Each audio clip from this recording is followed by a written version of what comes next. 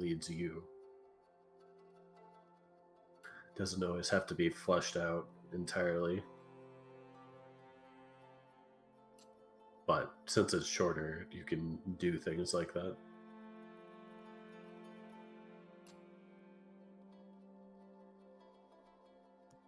Something to think about at least. If anybody has something right now, then we can roll with one. Otherwise, that's totally fine. You can think about it for next time.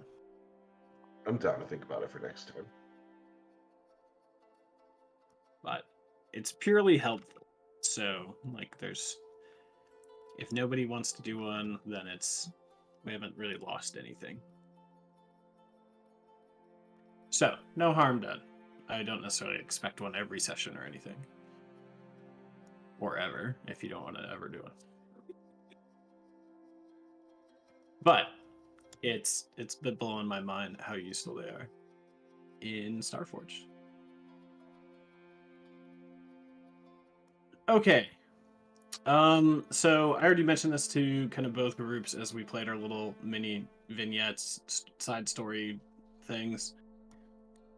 Where we left off last time as a group, you guys had come back to your abode, and you were Rain Highlash was in there, and there was some inkling that something was amiss with the Queen of Thieves. And so we're going to kind of take point, or we're going to rewind and kind of go back to that point in the story.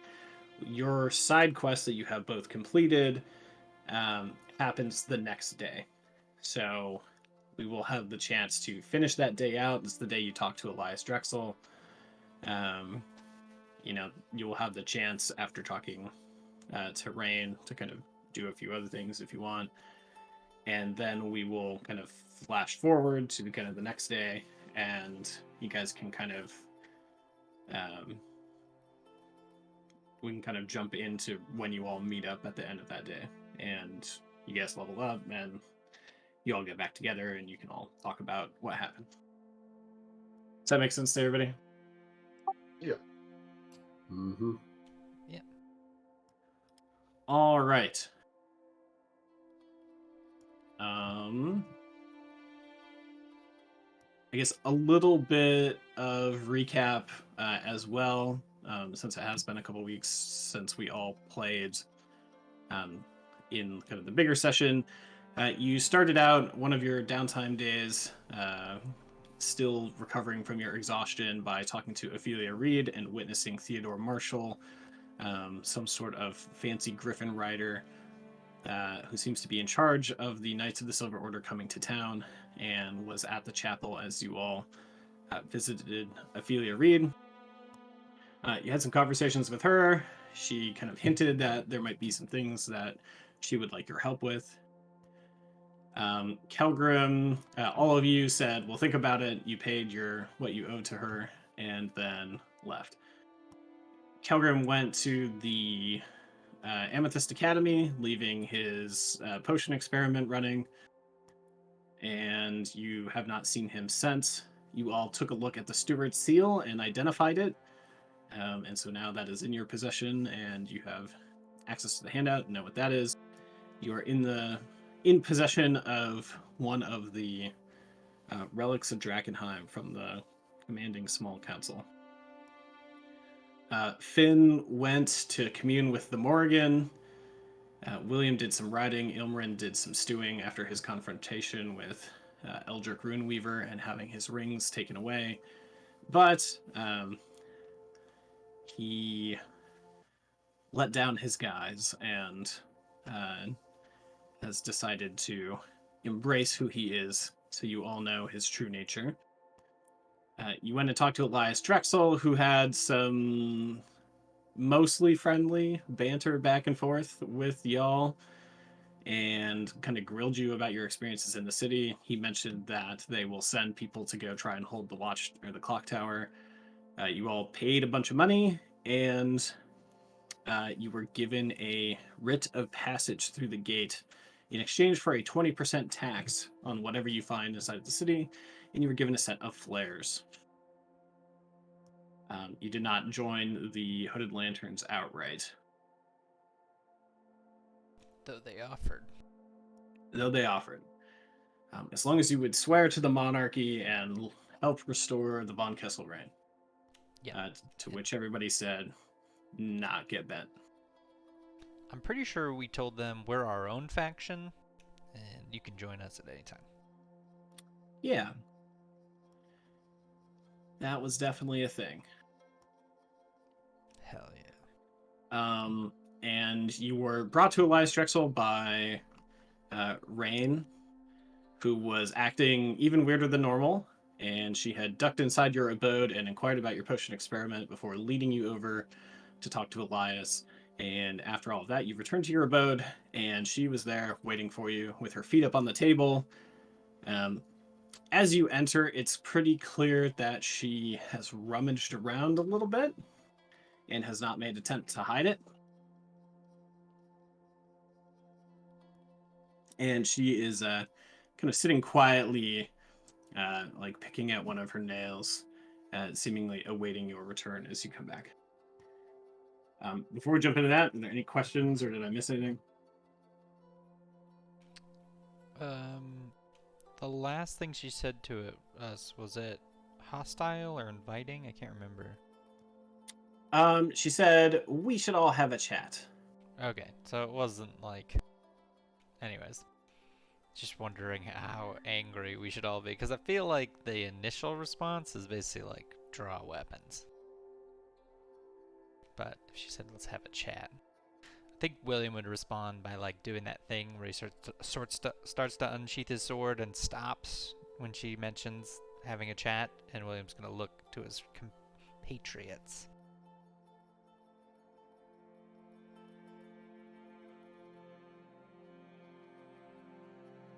What do you all do? William has drawn weapons. Well, kind of. Kind of. I think Finn pulls out his bow and says, yes, let's have a chat, but we clearly don't trust you anymore, so we're going to keep the weapons out. I twirl my rod of the Pact Keeper +2.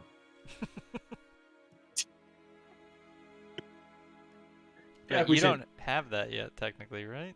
Correct. At this point in the timeline, you do not have that. Damn, okay. I twirl my thing I have before that. Okay.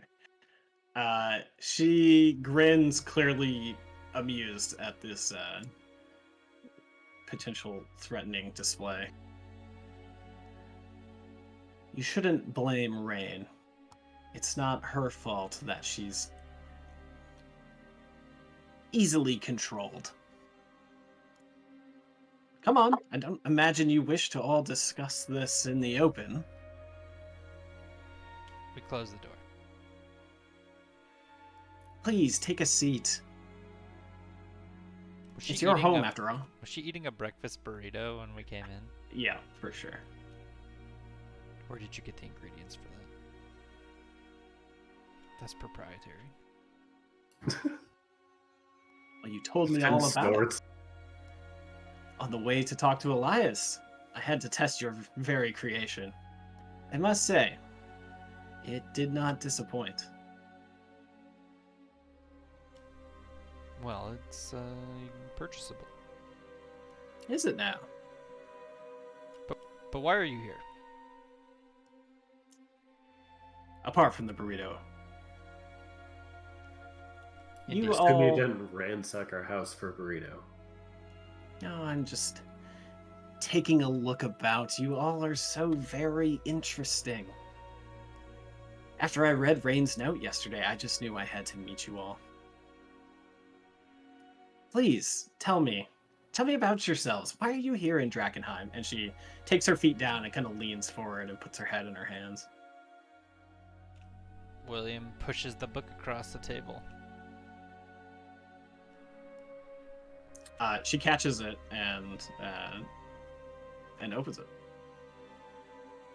It details us slaying heroic creatures. So you can just scan that real quick. To rid this city of monsters. Like, And he looks at her for a long time after saying monsters. I feel like your writing could use a little bit of work. I do have some very good writers on my staff if you would like to meet with them and improve your craft.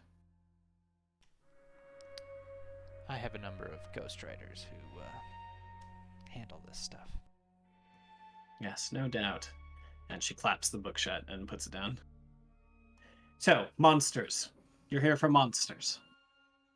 And she looks at Ilrin and she looks at Finn.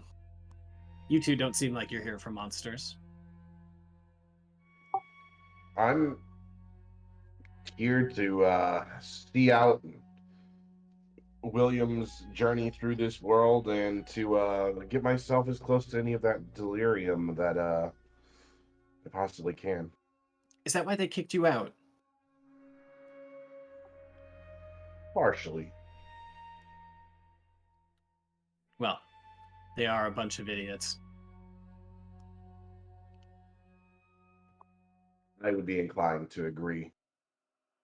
So you want delirium. You want to slay monsters. What do you want? She looks at you, Finn.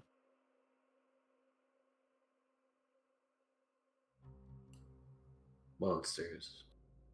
In several forms. What do you want? Drakkenheim, and you can see she kind of takes a moment to consider. Drakkenheim is mine. Nothing moves in this city without me allowing it to happen. I have eyes on every street, I have a fix on every prize, and I keep tabs on every band of fortune seekers. Only one person can rule this city, and that's me.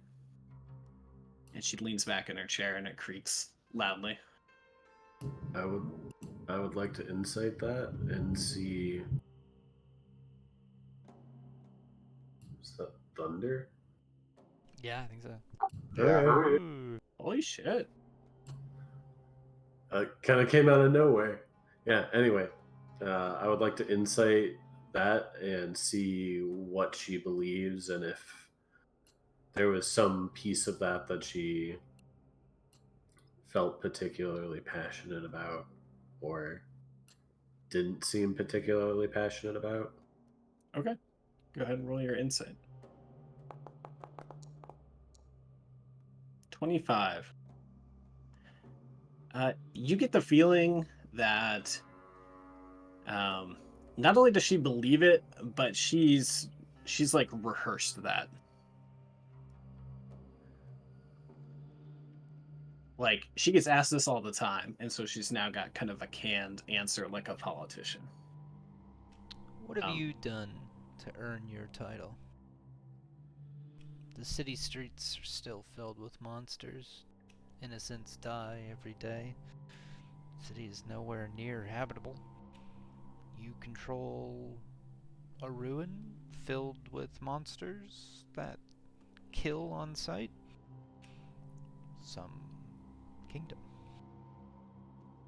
Well, it's not what it used to be, but it has a bright future ahead of it. I'm sure you would agree. And she slides your book back across the table. The problem is everybody's thinking too small, too short term. Everybody's playing the wrong game and asking the wrong questions. What's your vision then? Well, I would see Westamar restored to its former glory under a new rule. Say that again? Led by whom? By me. I am the queen. Why should you be the ruler of Drakkenheim? Because I'm the only chance this place has. William looks visibly perturbed.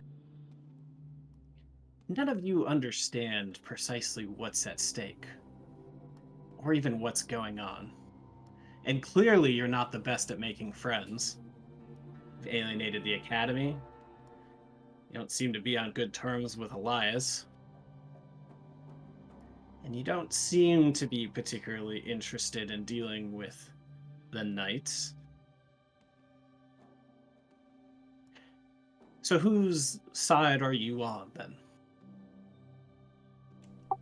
We're on We're our on own side. our own side. The three of you. Well, we've got one more and some other potential friends. Oh, yes, the little one. Never said it was the smart side. But it's not the evil side. Look, I'll cut right to the chase. You and I want the same thing. We want this disaster cleaned up and an era of peace and prosperity to return to this land. I'm not your enemy, even if you might think that I am at this moment. And you seem to have precious few friends. And maybe you could use another. What is it that you could even do for us? I know everything going on in this city. In fact, that's why I'm interested to see what you need. I can't get you what you need if I don't know what you want. If you had real power, you wouldn't just know everything in this city, you would change it. What makes you think I'm not?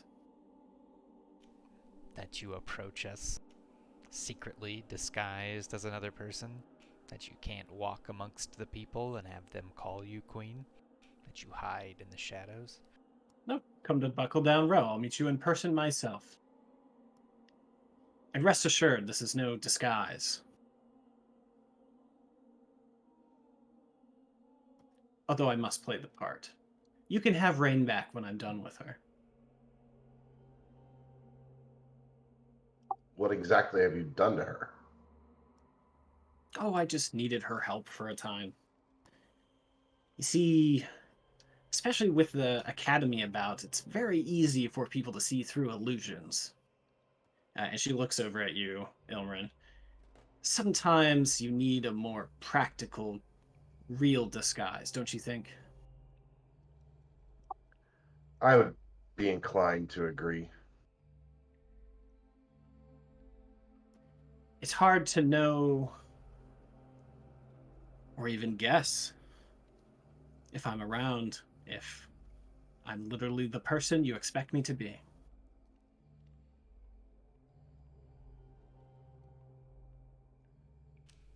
Again, cloaks and shadows, hiding.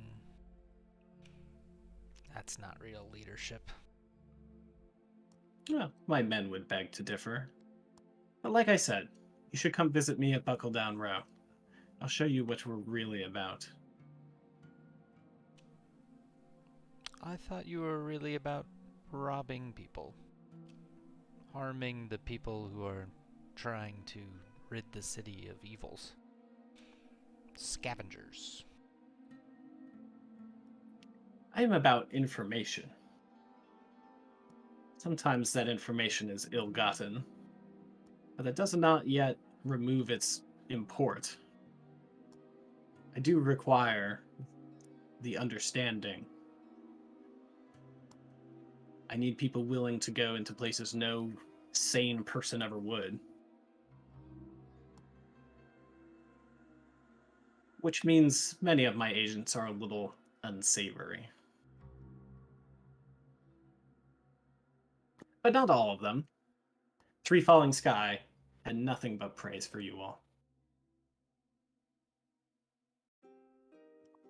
So at the very least, can we get you and your agents to leave us alone when we go into the city? You know, as long as we have some sort of terms that we've agreed to, of course. What are your terms?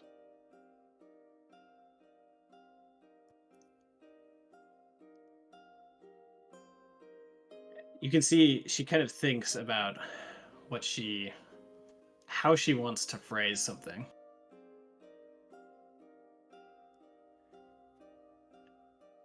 The balance of power is shifting. I need some people who will step on the scale.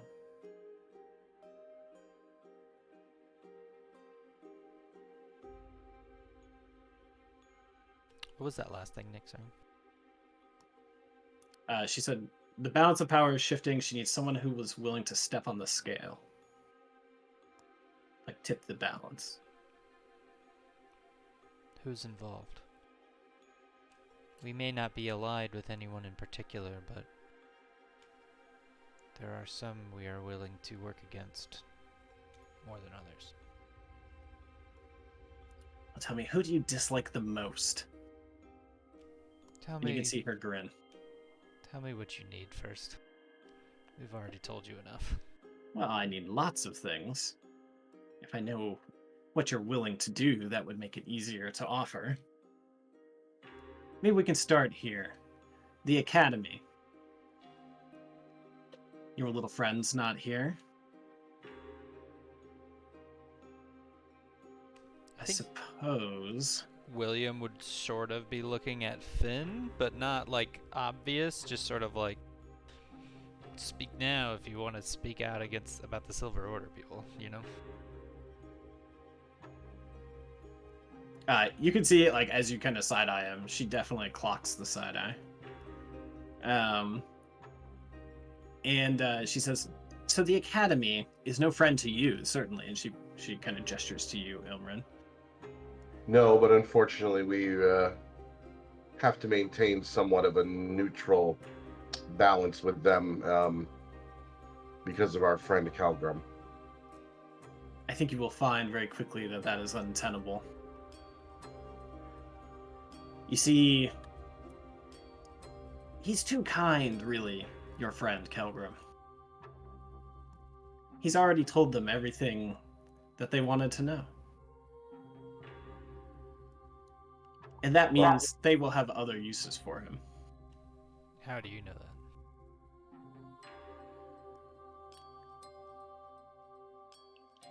I know lots of things. And how do we know that you're not lying? You can ask him yourself. He'll be back to you shortly, don't worry. Unfortunately, it won't be on terms I think you'll like. Oh? There is a power struggle emerging amongst the Academy. They're all vying to get back into the inscrutable tower. And just now, it seems, there may be a chance of that happening. Thanks to your little friend. Some potion that allows people to stay in the haze. Well, a potion that allows people to stay in the haze would be quite useful to us. Yes, I imagine the Academy will begin manufacturing it imminently. They have not yet secured passage into the city, although I'm sure that is on their to-do list. Precious few mages are willing to walk into a place as dangerous as Drakkenheim, so the fact that Kelgrim does so easily, were you all in their good graces, I'm sure they would ask you to escort him to the tower. Given your situation, I don't imagine that that's likely to happen.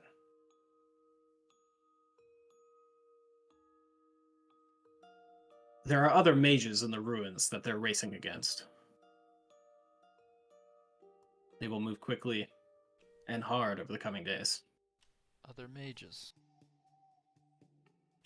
Yes, outside of the Amethyst Academy. indeed. Not everything that lurks in the ruins is a monster. At least not the kind that you're so valiantly slaying. And how do they know about potions? It's a very good question. Some of them, I'm not even sure use the potions. I don't know precisely where all of these mage sub-factions lie just yet. But what I know is they're going to the tower. And there are things in there, wondrous things. I would be most grateful if you all would make it there first.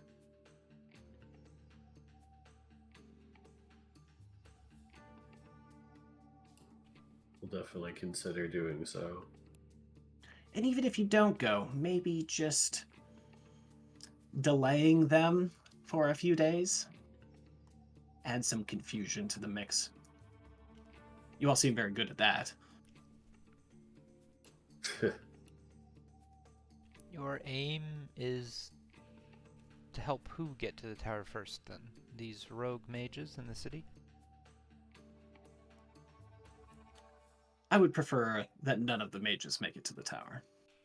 At least So not then- until I've had my way with it. Why So you haven't yourself would like access to it. What do we get from that? Oh.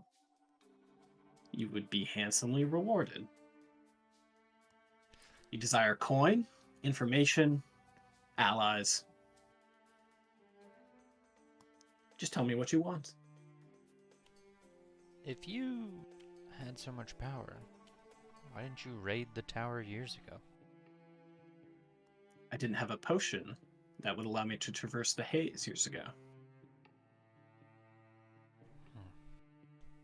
But I expect to have one shortly. From whom? She shrugs. Depends on whom has it.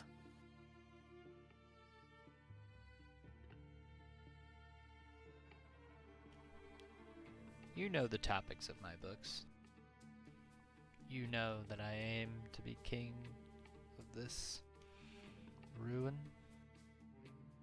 Why would you even side with us? Well, for the same reason you would side with me.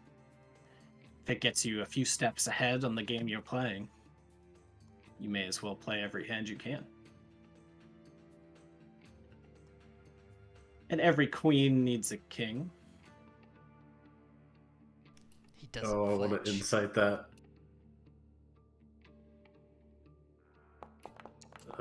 I was hoping to get more about whether she was serious at that pass. You definitely realize, like, because she's so different from Rain, and you are talking to Rain, like the body of Rain,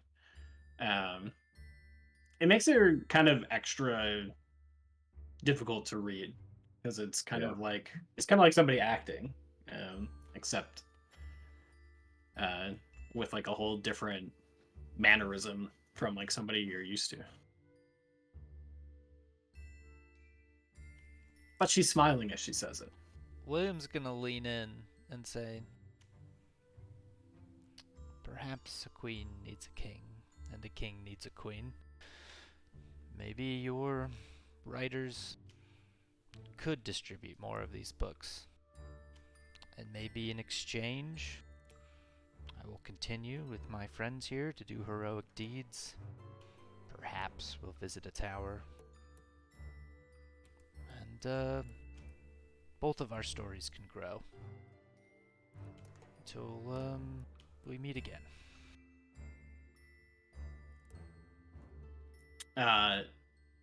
You can see she reaches into her pocket and pulls out a gold coin. And the coin has kind of the same symbology of the package that you guys originally got from her, where it's got like a wide-brimmed hat with a feather and a masked face of a woman imprinted on the coin. And she like spins it on the table, and it keeps spinning as she stands up. And she says, "Visit me at Buckle Down Row when you're ready. And buy as much time as you can with the mages in the tower and bring me this coin. My men will let you through. And be nice to Rain. This wasn't her fault. And then you can see she sits back down like abruptly, like she's lost the ability to stand, and like collapses into the chair. And her mannerisms totally change. And you can see the concerned look, the paranoid look of Rain Highlash return to this woman's face as she's sitting here surrounded by you all with your weapons drawn in your house. And Rain like leaps up and steps back. What have you done? Why am I here? We didn't do anything. And Finn is like putting away his bow. Yeah. She William- looks around, looking for her manner of escape. Finn just gestured to the door. She You should be more careful. The queen.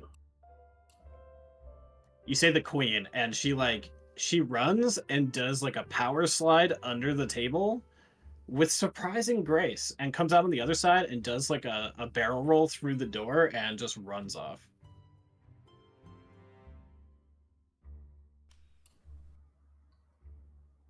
I wonder if she Then- knows she's a pawn. I don't know. We'll see. It would explain her paranoia. Perhaps Three Falling Sky was under a similar spell. He said not to trust him after he handed us the thing.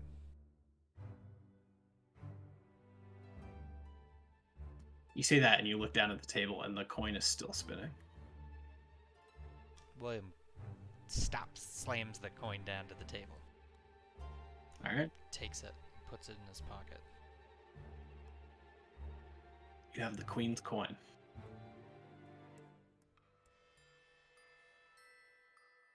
We have places to be. We'll talk about this on our way back. Good luck, Finn. Weren't we doing this the next day?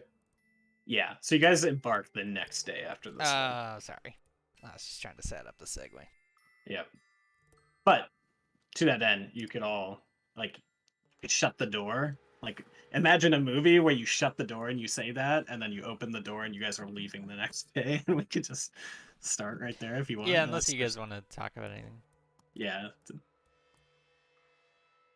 She did say a lot. Yeah. Yeah.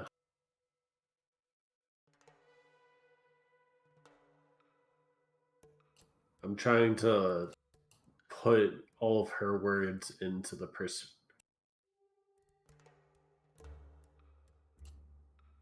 I want to say perspective, but I feel like that's not the right word.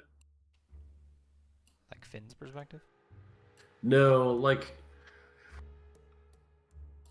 I'm trying to like fit everything that she just said with everything that happened beforehand, and I'm trying not to like mix in what happened in the like last individual sessions into that to kind of like figure out what Finn would actually want to know at this point and maybe discuss.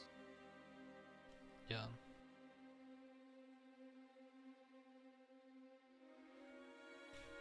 William sort of sighs and just says, "It's possible that she may share our aims. Perhaps, we were wrong about her before. Only time will tell." Yeah. We'll have to see. At least corroborate some of what she said, particularly about Kilgrim. Agreed. I'm curious to see if she is right about that, and if she's on our side.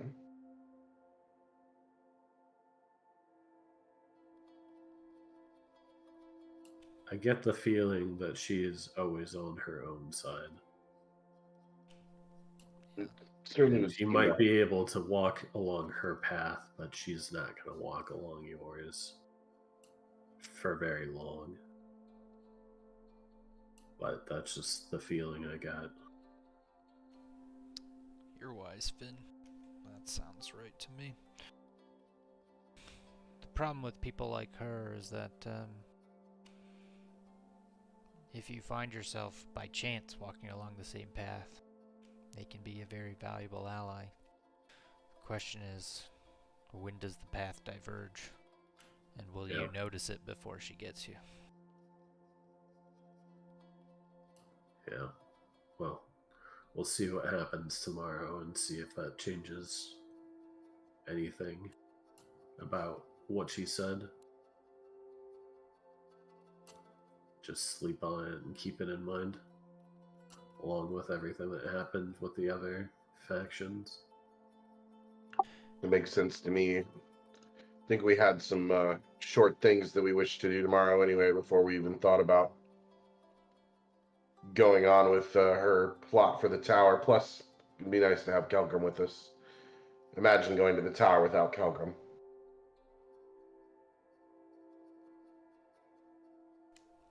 Though I do worry about his ties to the Academy.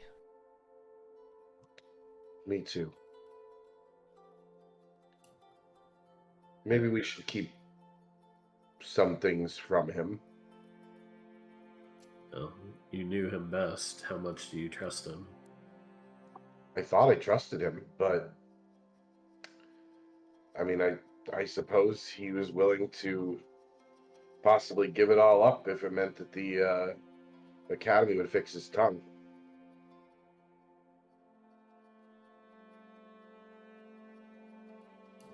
Well, we'll have to talk with him when he gets back. There was something very ironic of him telling them everything they wanted to know. He has no tongue. Yeah, I thought about that too. I'm like, that doesn't check out. Logistically, he couldn't speak. He could write. Yeah. Among other things.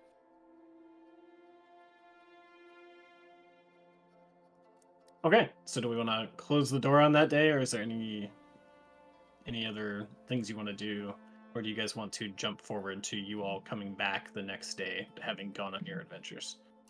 I think I would like to go through and see if Kilgrim had left any notes about the potion. Yeah. You look around, and it doesn't take long to realize that if there was anything of note here, it's definitely not here anymore. Seemingly nothing was left behind by Kilgrim. We need a secure location Well, to live.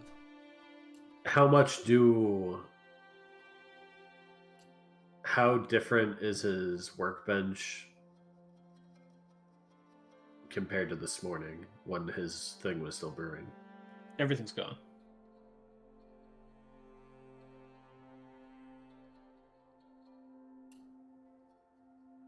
But it wasn't gone this morning. Correct. Okay. Is the potion itself gone? I have the potion. Finn Yeah, took that's the what I potion got. earlier, Yeah, smart.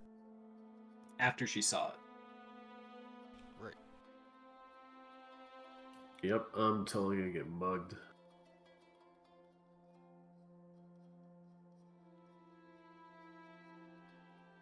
Is that foreshadowing? I didn't actually get mugged tomorrow, but it's probably going to happen in the future. Whoa.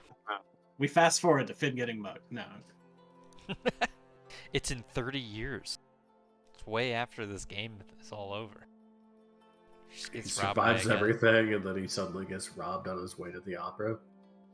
Yeah. And then we start a new campaign where we're detectives trying to solve the crime.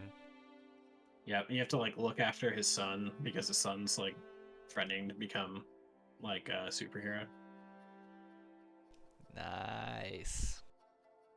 think there's something to this. That could be a really good story. Not Batman, he's Crowman. Crow man. Are they crows or are they ravens? They're crows. Okay. Yeah, I've totally fucked that up several times. It's okay. They're crows because the Morrigan was a chooser of the slain. She would come onto the battlefield and eat the dead. Delicious. Tasty, tasty warriors. Second only to Pablo's. She even got your breakfast burrito. Oh man, She's got it all, man. she's got. She's gonna start up a fast food chain in her city. Just be sprinkling that delirium on it. Oh God. Okay, so William sits down to write. I guess I wonder if she's actually gonna take me up on helping me with my propaganda, but maybe she won't do that unless we go visit her in person. Seems like a really dangerous idea to just go visit her in person. Like we gain nothing from just being like, well, let's just go put ourselves right into her trap.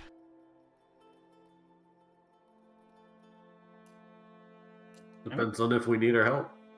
She invited you. I mean, at some point we're going to need someone to help us get a foothold.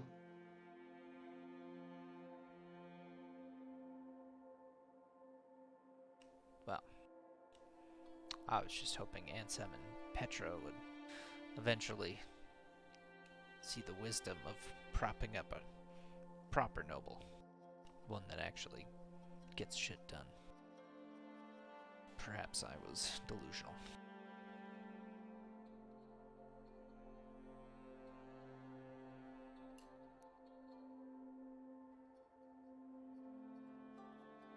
We won't know until the future. I feel like that's a good time to like fast forward. Yeah. To when you guys all reunite. We'll say that Ilmarin and William, you've already gotten back, and that Finn arrives after you guys.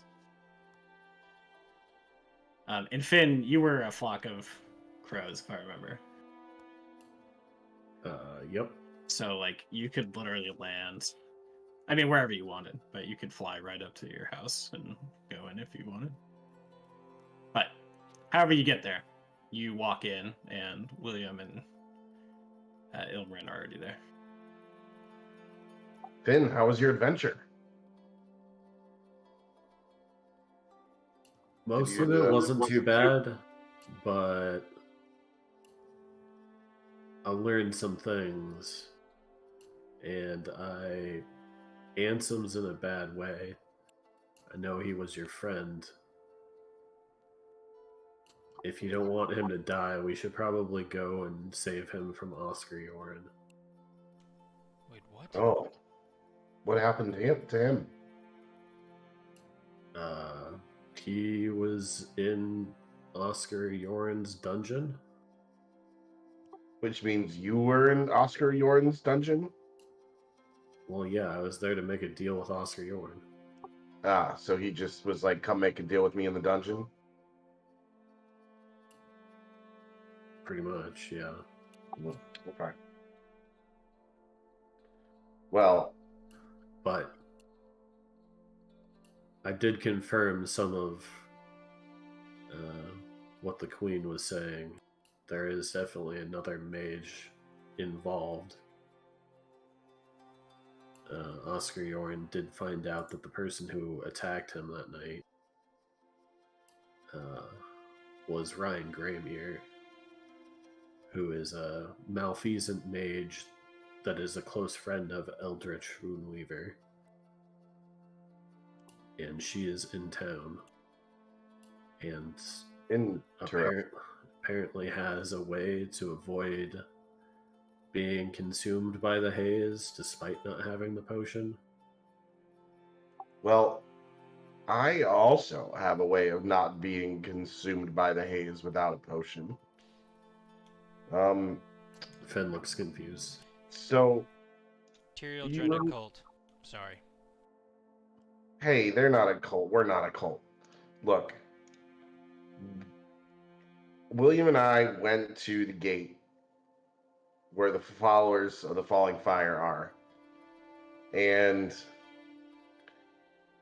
it was a little bit of a battle to get to the gate. We had to fight some monsters, but we also made some friends along the way. Our friend Nathaniel Flint and a few of his friends helped us handily defeat the monsters that were blocking our path.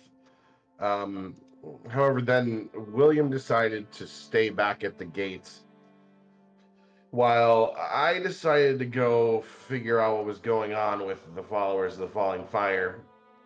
Um, Simply because, do you remember how I told you that I could see this purple light above the cathedral? Uh-huh.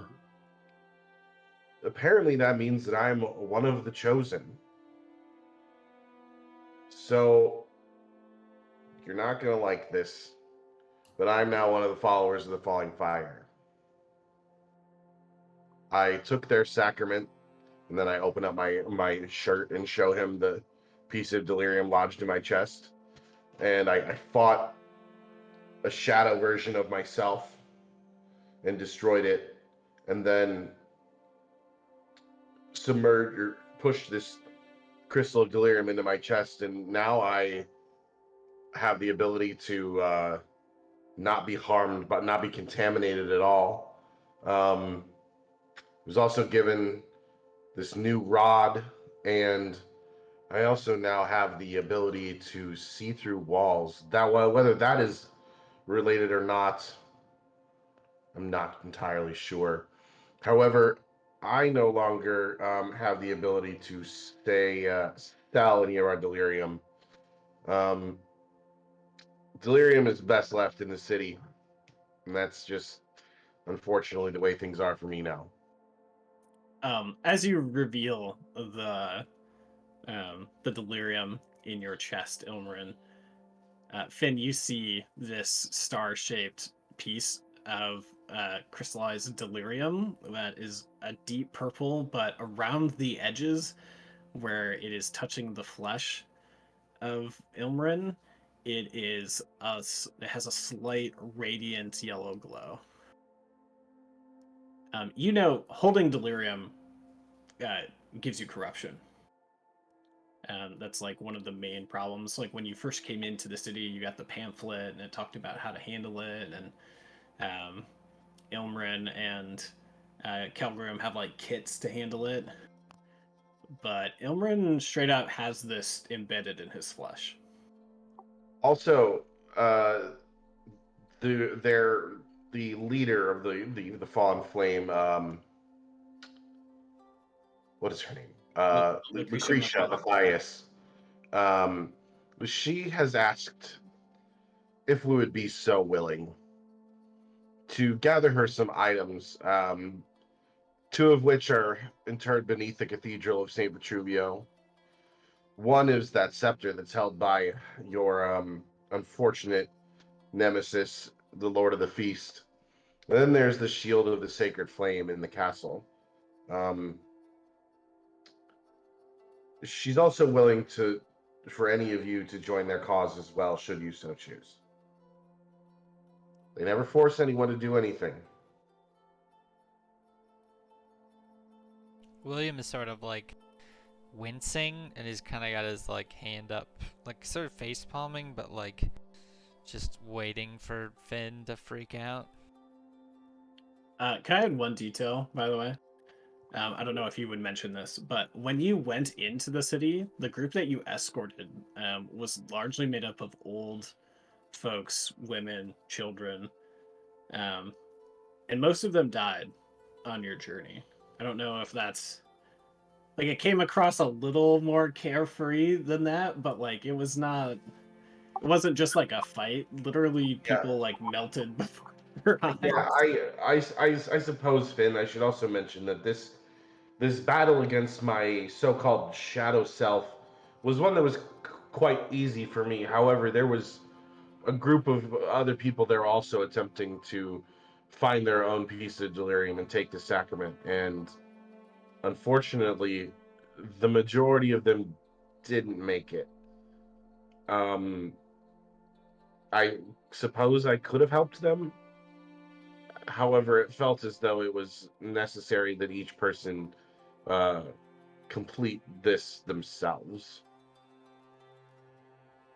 Finn's just like his jaw has dropped as he's been listening to this, and he looks over at William, trying to understand how things have gotten here. It really felt as though it was meant to be, Finn. I promise. As I was going through, you know how sometimes it just every so often feels as though we've been in the haze for too long, and we have to just make sure that we're good to continue on. Every single time, I didn't feel that bad, and I just continued on, and Lucretia really seemed to be an honest person.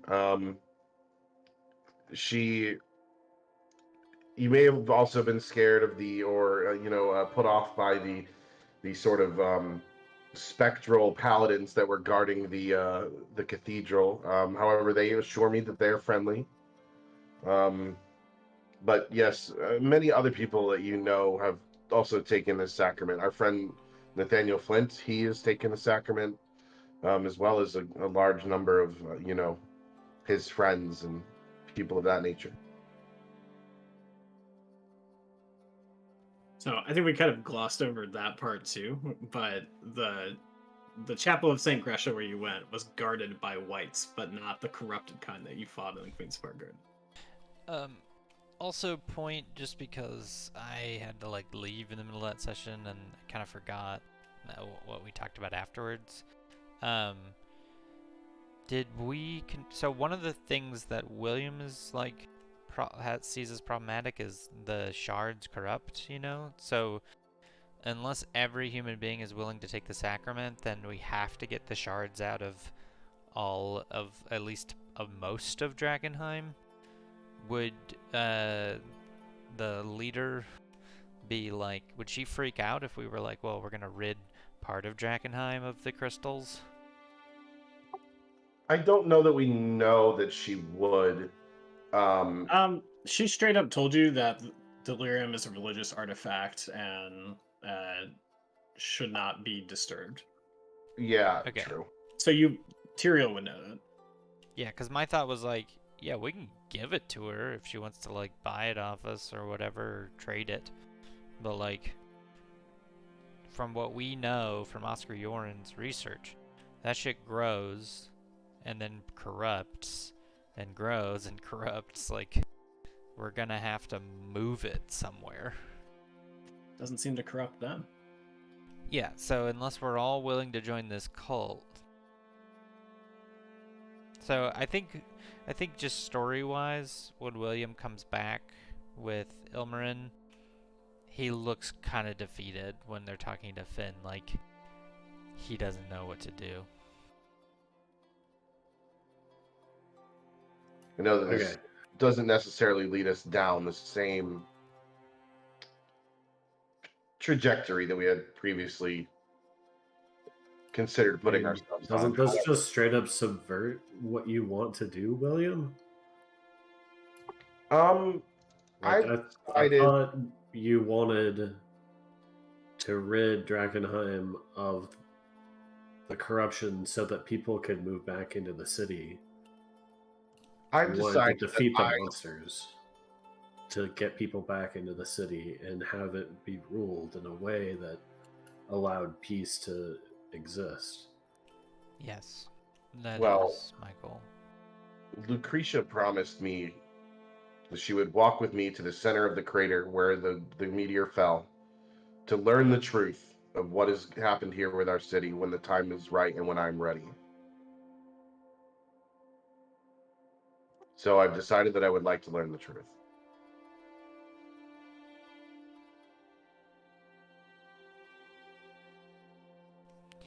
It is, admittedly, a lot to take. It's not clear that our end goals will remain the same now.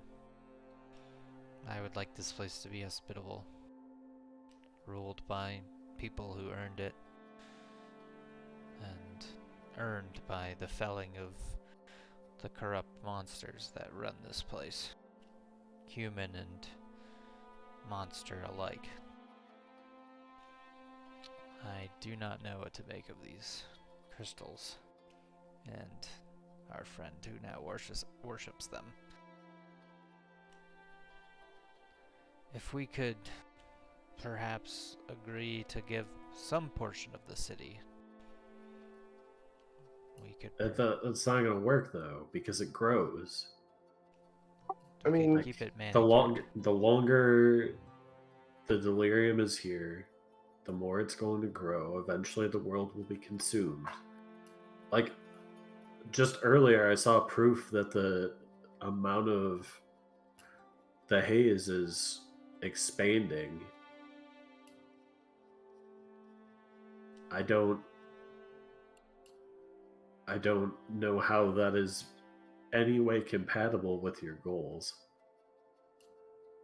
Unless you can accept that everyone's going to be turned into a cult member and has a giant chance of dying. Oh, How many people? How many people? There was probably 20 of us that went in, and I was one of maybe 5 or 6 that made it. So a 1 in 4 chance of I don't think that it would be surviving. a 1 in 4 chance for you or for William should you choose to do it. But we're not the only people in the world. What about the children? What about the old people? What about all the people in town? You realize that if only a few people survive, it's going to cull the population of the world. You make And a then valid point. what happens when the people who have delirium try to have babies? Are the babies going to come out as corrupt monsters? Because they can't have the delirium sacrament in the womb. You make a fair point. I'm not sure. I didn't ask Lucretia about that. I will say, so something you would know that is maybe relevant here. She and Nathaniel Flint, basically everybody, was really harping on the fact that they are calling on the age or calling on heroes because an age of heroes will be needed in the coming all-consuming shadows and darkness. So it's not necessarily that they're trying to get everybody, but they're trying to seemingly assemble a group of heroes. All the heroes would have to take the sacrament? That seems to be the implication, yes. If there's any way that we can assist and it will not cause you to have to take the sacrament, I will try to push for that. As she said, no one is ever forced to do anything. She did offer for you to bring your friends to meet with her. Yeah. But we'd die if we went Into that the deep deep haze. haze? Well, if we had a few aqua expurgos, we could possibly make our way there. I'm not affected by it, but it wasn't. If it was just us moving through, I don't think it would take very long to get to her.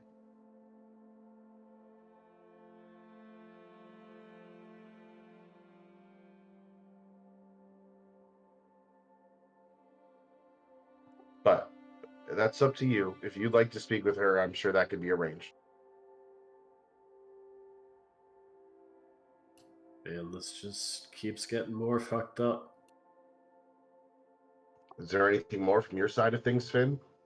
Did you at least get away from Oscar Yorn with some coin? Yeah, I sold the lilies. They were worth 100 gold apiece, so 900 gold richer. That's something. He said that we could come back in a couple days to potentially purchase some Aqua Expurgo. Seems like everyone is kind of getting into the Aqua Expurgo market. Well, I suppose that was maybe what the thief queen lady was talking about.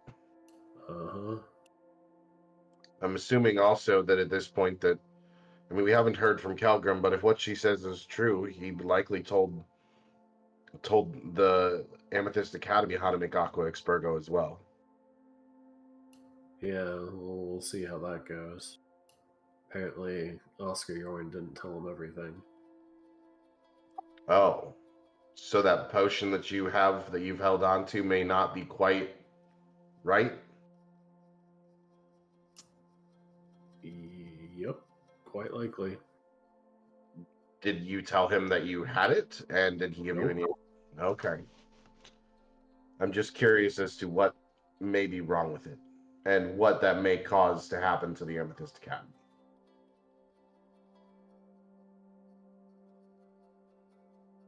It didn't sound like it would go well for them. That was my thought as well. Well, the queen's the one who stole that potion, right? So,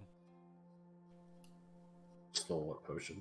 She didn't steal or the. steal She the just stole the ingredients for how to do the potion. yeah.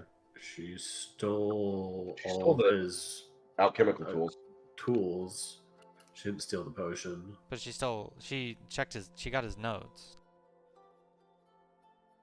I think that part's unclear. Yeah, we don't know.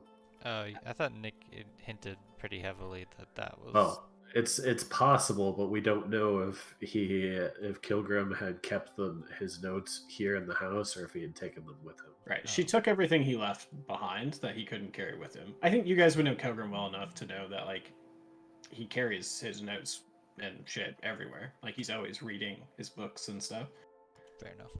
So what was back at the house, at least at your guess, is really anything that was related to the actual crafting of the potion itself that he couldn't literally take with him. Fair enough. But whether he had any scraps of paper or formulas or something, So it's not entirely clear yet. Oscar Yorn is trying to get into the Mage Tower. The Mage Lady Ryan Graymere is trying to get into the tower. Apparently, they have some bad blood between them, especially after attacking his house. And so is the thief queen. Well, I'm not even going there yet. The head of the Amethyst Academy is a friend of Ryan Graymere, and it seems like they might be in cahoots together, despite the fact that she's malfeasant. Yeah, I picked up on that the first time you said it. She's a malfeasant mage, but she's friends with the man who took my rings. Ilmrin, make me a history check. Because you might know about Ryan Graymere. Okay, you don't know about Ryan. Sorry. Also, I'm pretty sure they're hanging out in the mill at Carn Hills because I saw two shield guardians hanging out up there on my way back. As in Runeweaver and his malfeasant friend? Well, I think the malfeasant friend might be staying there, but I think River and Ryan, what's his face? Eldrick, Runeweaver. I think both of them were there because they both have shield guardians that we're aware of. But it wouldn't surprise me if they were meeting up with this Ryan person. So River's involved too. Oh yeah, definitely. Curious.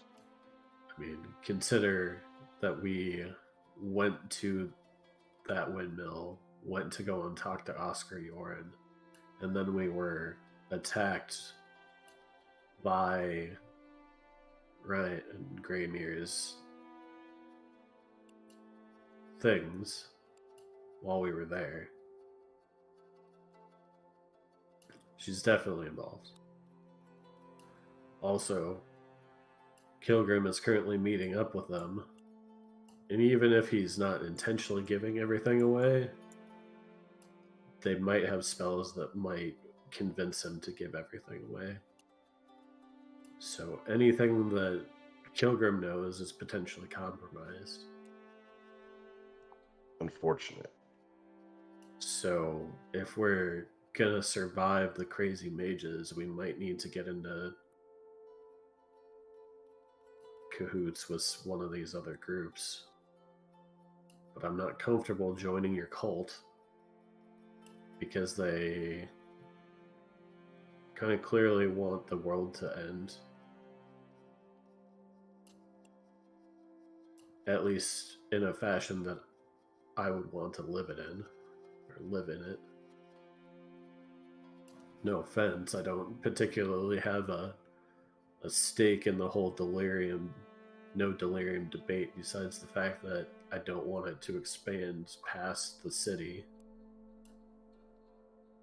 as I much as suppose that's possible. understandable. I think it's, as much as I would hate to admit it, I think that at some point the followers will have to accept that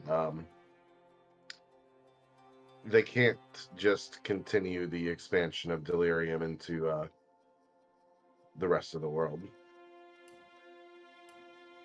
Do you think you're going to convince them of that? Alone? No. I think unless you destroy them, you're never going to convince them of that. You know, Ilmrin, when you were talking to them, they don't advocate propagating delirium. They just don't want it to be destroyed or to leave Drakkenheim. Yeah, I suppose that is that they don't necessarily want delirium to expand. They were never told me anything about expanding the influence of delirium or anything like that. But it grows on its own. Yeah, she called it a religious artifact. And She it simply belongs to just them. wants the religious artifacts to be maintained. I don't think that they necessarily want everything to just be delirium. Well, their fundamental premise, even if they don't know, their fundamental premise is that they worship the delirium and the comet. Sure. So if we can't destroy it in some fashion, then it's going to continuously expand whether they want it, whether they care about that or not. Do they know that it grows? Did she tell you that? She didn't, but I would imagine that she would know that. I'm not entirely sure. Oh, I mean, that was a fairly new revelation from Oscar Yoren. Yes, but she has a very intimate knowledge of it. She's and her followers have spent quite some time around the delirium and all of the massive pieces of delirium. I suppose I didn't mention this either, Finn. You know how we have found these chips and pieces of delirium. There are pieces of delirium there that are taller than me, that are taller than you, taller than William, and bigger around too. And that's surprised me a whole lot. That's the crash site. It's truly a About as close as wonderful. you're gonna get. Yes, I also know that, should our friend Calgrim not be compromised, that he did want to see the crater at some point. So should we ever decide to go visit Lucretia as a group, I guess I would like Calgrim to come along. Are you full on in this cult? Can you get out of it? She predicted the fall of the meteor. She I says. don't care if she predicted the fall of the meteor. I want to know about you. How deep are you into this? I don't think there's any way of me leaving it at this point. Not that I'm aware of by any means. But your oath is not to her. It's to your appreciation of delirium? Yes, You're she's not simply bound to anything. no. It. Besides the fact that I now see delirium as a religious symbol, and I can't I can't bring myself to do anything regarding selling it or using it for any other purpose other than to maintain it in the city for our followers. If we come across a pile of delirium and Finn scoops it up, is that going to be a problem for you? I'm,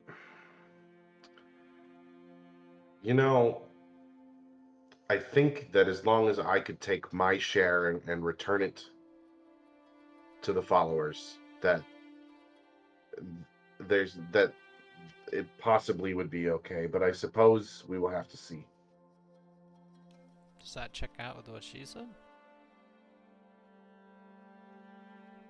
She just said that it's a religious artifact and that it should not be disturbed or taken except for as part of the sacrament.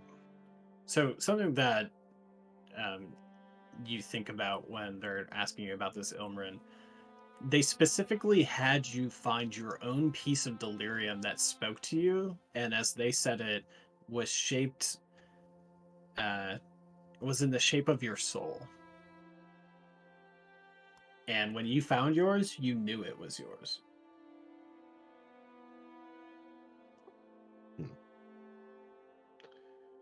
I suppose it stands to reason that every person has their own piece of delirium that is shaped like their soul and that could possibly call to them.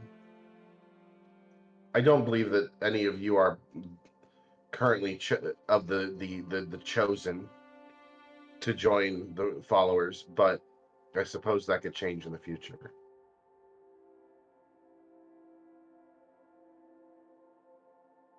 But they had us pick a piece that was the shape of our soul, and they said that we would know it when we saw it. And when I saw this star-shaped piece, I knew it was mine.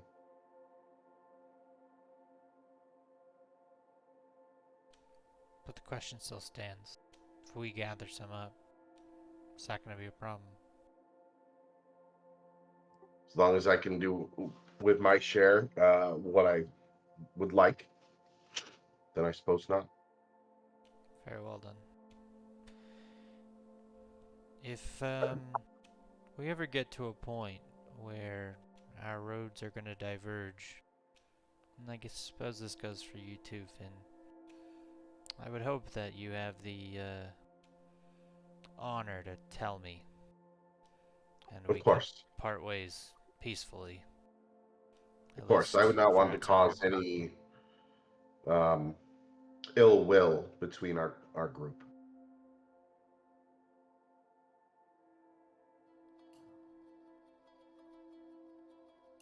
Well, I wasn't intending to abandon you guys, but I honestly am a little concerned about where the heck we go from here. Well, there's a horrible monster. You know him well. I think we go get him.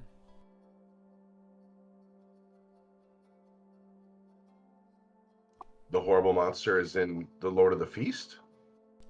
Yes, there was talks of Hooded Lanterns, the Silver Order, even the Falling Star people, Falling Fire people would want in on this, killing that thing. They all have a vested interest in getting the relic. Perhaps we could pick which one gets it.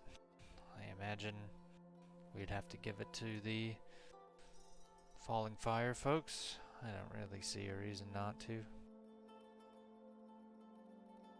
Lucretia would appreciate any help that we could give, and she doesn't seem as though she has any sort of malicious intent with this. Besides the fact that these relics are, she would like to summon. I forgot. I suppose I forgot this part, Finn. She wants to summon a dead ancient gold dragon. What the fuck? Should have led with that. You know, Why? For what? You're summoning a dead gold. I don't even understand the jump in logic here.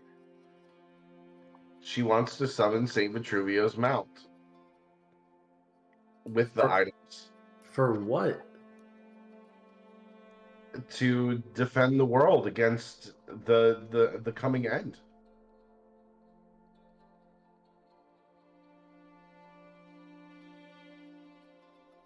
I see it purely as a defensive move on her part.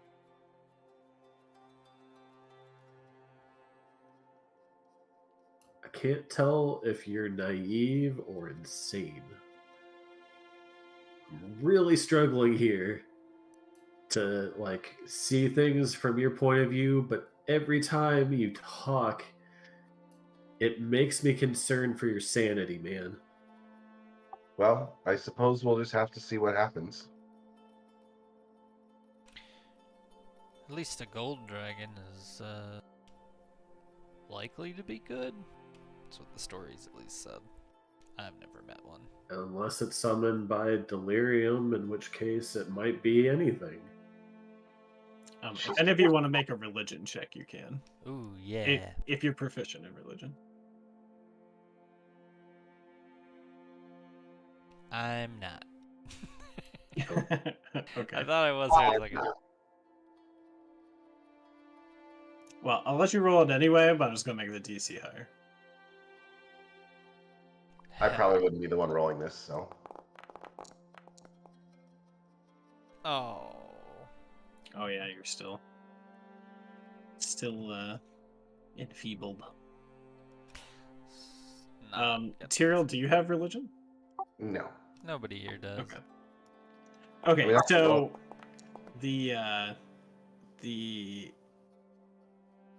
this dragon, which she specifically named Argonath, did not seem like some random dragon. Like you said, it's Saint Vitruvio's mount, and so I think what you all know based off of that is, there are stories in the scriptures of the Sacred Flame about Saint Vitruvio and his dragon and all of the exploits that he did. There's a reason they built a cathedral with the bones of him and his mount in it.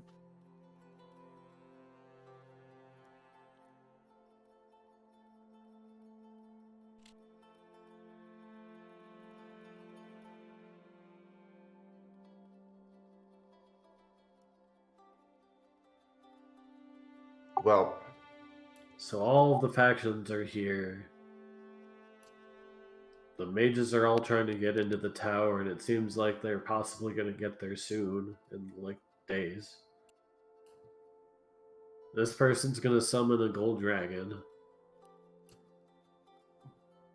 The executioner's walking about. Lord of the Feast out there too. Knowles I mean, are my getting opinion is that more crazy with the Lord of the Feast. Yep. The Ansem's in a cage. Anson's in a Well, cage. What's our highest priority then? I feel like If I should we also want mention from Finn's journey, he's in a cage surrounded by zombies. What? I'm not sure if that changes your calculus at all. Do you just leave that part out, Finn? Are the zombies hostile towards him? It was hard to tell. They didn't seem to be eating him at that moment, but he was terrified. And all of the zombies that you saw were hooded lanterns. Oh Yeah. shit. So So yeah, all the people that went to go and investigate Oscar Jorn, they're pretty much dead except for Ansem, and Ansem might be next, and that was 2-ish hours ago, and it took me, I don't know, 3.5 to get there initially. You didn't attempt to bargain for Anselm's life? After all he's You done think for I us? could have bargained with Oscar Jorn for something like that? Perhaps, yeah. so Do you remember Oscar Jorn? But I Oscar Jorn was the one who was making potions for the Hooded Lantern. Yeah, that's clearly changed drastically. If he was attacking them and making zombies out of them. I Will was by say, myself in a lair of a mage that was more powerful than me. I figured I would come and get my friends and hopefully go back. where is he located these days? Same place. Still at Reed Manor. Yep. Okay. Well, I will say, you inferred that he messed with the hooded lanterns. He didn't. He didn't. I guess he implied that he wasn't the one who killed them, but he didn't know that you saw Ansem down the hallway. Alright. I say first things first. We have to get to Ansem. If there's a chance we can save him, it's important. I agree. Yeah. I mean, he's your friend. He's an ally, despite him being part of a faction that we might not fully agree with. He's one of the few people who doesn't seem to necessarily be throwing us to the wolves when they send us on an errand.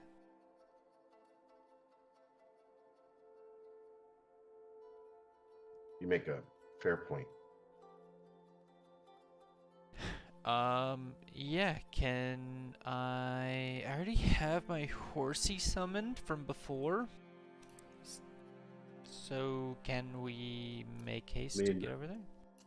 One sec. If you're just viewing this on factions, you're gonna give up our potential source of Aqua Expurgo for Ansem. Because if it's just about that, then I think giving up on Ansem is a slightly better choice here if you want to continue to delve into the city. But if you're going because he's your friend, I'm totally beside you here. I just want to be clear on why we're going. If Oscar Yoren... We'll talk to him.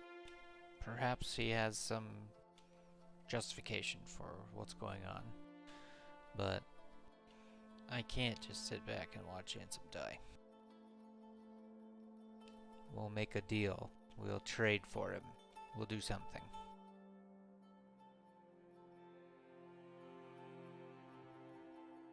Okay. And Kelgrim seems to be able to make a bottle of it, right? Or no? He made a bottle of something, Okay. but he clearly didn't have all of the information. Well, perhaps Oscar Yorn has it in a book somewhere. It's possible. We're going into the lair of a fairly powerful mage. Just be careful.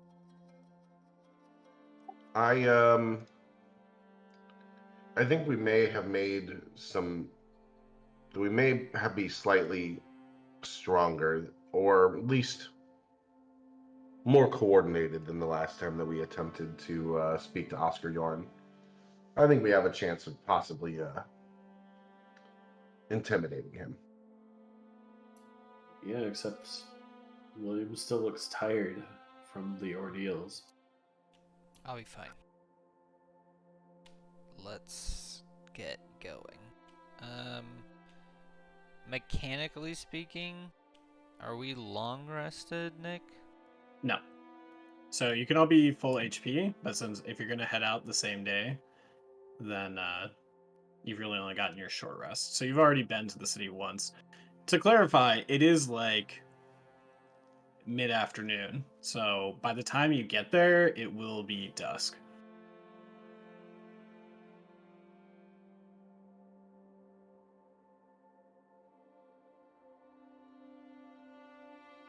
Unless you have some way to travel quickly. I know you have a horse, but Yeah. there's 3 of you. Well, 2 can ride on the horse, and 1 is birds, but I know he doesn't have birds up right now.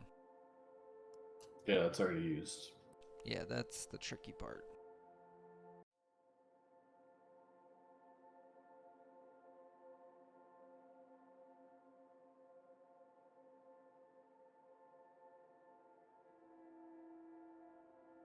We don't have a solution other than slowing our roll.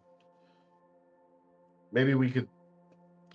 Do we think if we don't go tonight that our friend will be dead? I think it's highly likely.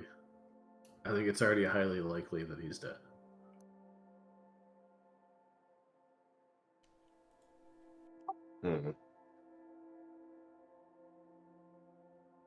Well, because we could wait one more evening and hope that Helgrim returns. But if we need to go check on our friend, then I guess we need to go.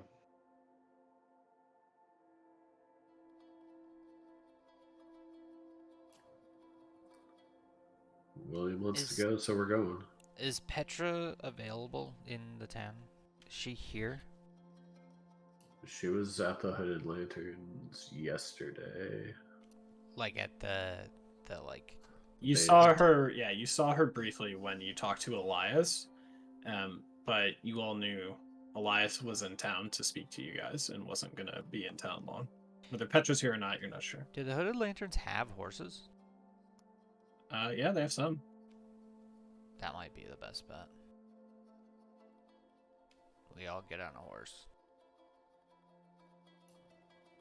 I mean, if we go and talk to them, we're gonna have to explain that we I can didn't tell. tell them. I can tell Petra at least, and say, I need to try to save Anselm's life. Alright. Okay, so William is going to quickly toss his midday burrito aside and rush out and jump on his horse and ride over to the Hooded Lantern outpost looking for Petra. As you go to toss your burrito aside, you hear a loud thunk at your front door. We open the door. Okay. Embedded in your door is a crossbow bolt attached to which is a rolled up message, and a ways away from your door is Rain Highlash, who has shot this with a hand crossbow, seemingly not wanting to approach your abode. And she, after the bolt sticks in your door and you open it, you see her rush off using some sort of grappling hook device that you've seen her before, and she jets off onto the rooftops and out of sight. I like the idea that we like open the door and the crossbow bolt comes flying past us and hits the wall. Yeah, that could be. What's the note say? So the note is a written missive from Elias Drexel. He had promised to send you additional missions the following day after he had a chance to talk to his commanders. And so he has 3 missions written out for you of basically statements of work for the Hooded Lanterns. Um, look through those. I guess William would say, and meet me by the watchtower. And then he's gonna like run off on the horse. Do any of them involve Oscar Yoren or the Lord of the Feast? They do not. So William goes, jumps on his horse, runs over to the watchtower. The other 2 of you stay behind and look at it. There are 3 missions, one of which is resupplying several hidden caches and safe houses inside of the city. One is securing an alliance with the dwarves who've begun mining near the crater. And it says that the Hooded Lanterns could offer them protection in exchange for their equipment and a share of their delirium. And the third one, it says a wealthy noble, and I'll put this in the chat. A wealthy noble who supports the Hooded Lanterns used to own the Kleinberg estate inside of the walls, and they have demanded that the Hooded Lanterns obtain a family heirloom and personal documents that were left inside their estate vault. Yeah, William's not there. Interesting. I think all of these need to be thought about after our current rush. Yep. Agreed. You guys have quite the quest log right now. Okay. So William runs over to the watchtower and says, like, yells out for Petra. You ride up, and some of the guards kind of approach as you're kind of riding up in haste. Looking around, you don't. Well, roll me a d6.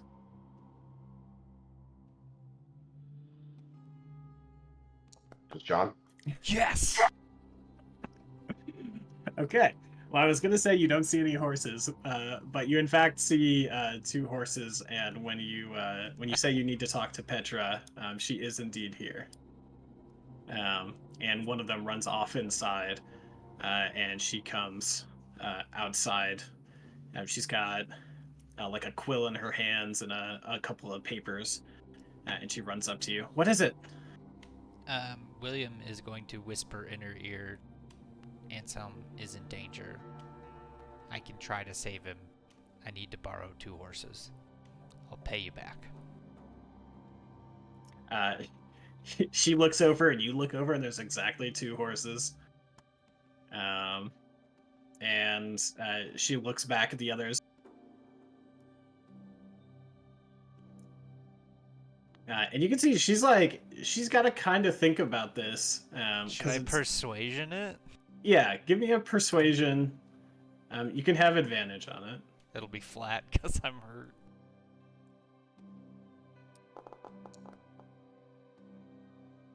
Oh, it's the 19. Oh, it should be the 19. Okay, so you got a 25? Yeah. Okay. Yeah, you see her kind of, I mean, all the color leaves her face. And she's having flashbacks to when she was the one in this situation, and what strings her brother tried to pull in order to save her. And she drops her papers and her quill and just rushes over to the horses and starts shouting orders. Get the horses ready! Quick, with the barding, the saddles. Come on, make haste!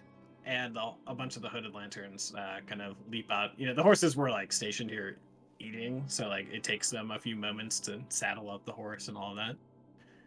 I'm not a horse guy, so I don't know how long that reasonably takes, but it's probably like a 10 or 15 minute job or something. And after she's done that, I would whisper to again, like, if I don't return, you're gonna need more men to investigate Oscar Yorn. And he's going to take the horses and head back to town, or his friends. All right. In this world, horses, I mean, in this part of the world specifically, horses are insanely valuable.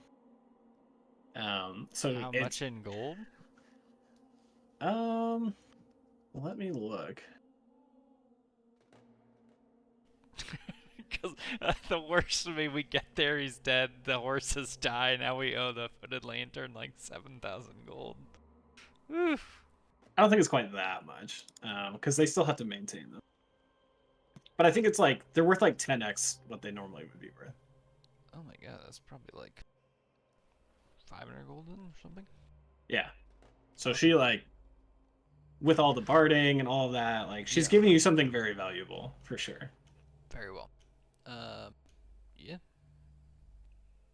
I guess switching back over to Ilmarin and If it was Finn. taking that long, I think we would have just come to the tower. Yeah. Yeah, you guys like finish your burritos and then you go to the tower.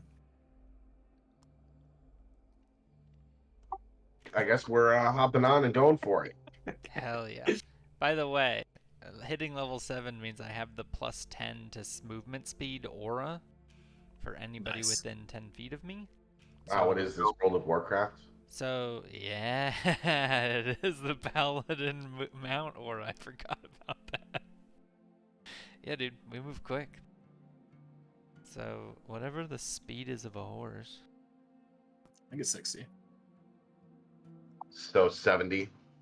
She gives you war horses. Sick. Yeah, they go 60. We could probably have them dash some of the time. Maybe not enough.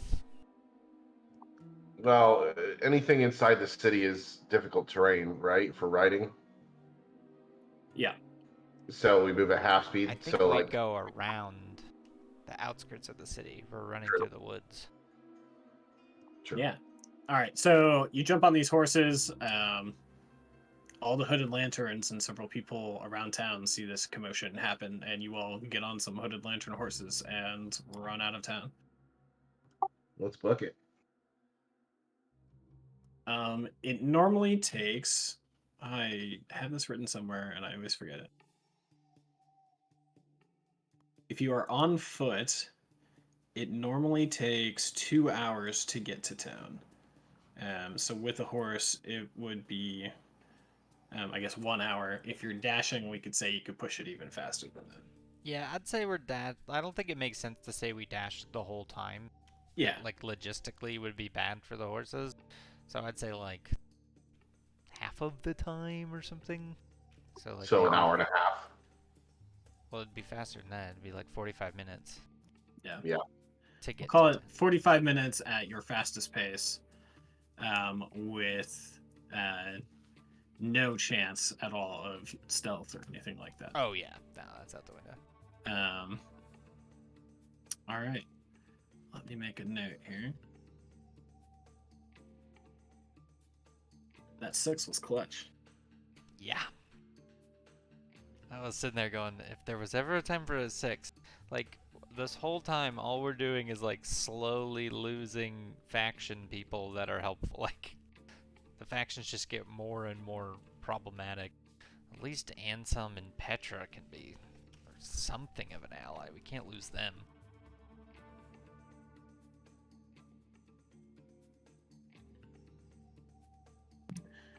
Okay. So you make your way off into the dusk, riding towards the city, as the sun starts to fade from the sky, entering what is normally the worst part or the worst time to go into Drakkenheim. But rushing along the road and perhaps skirting kind of the side, you'll see what you can do to avoid danger. Everybody go ahead and roll me a d6.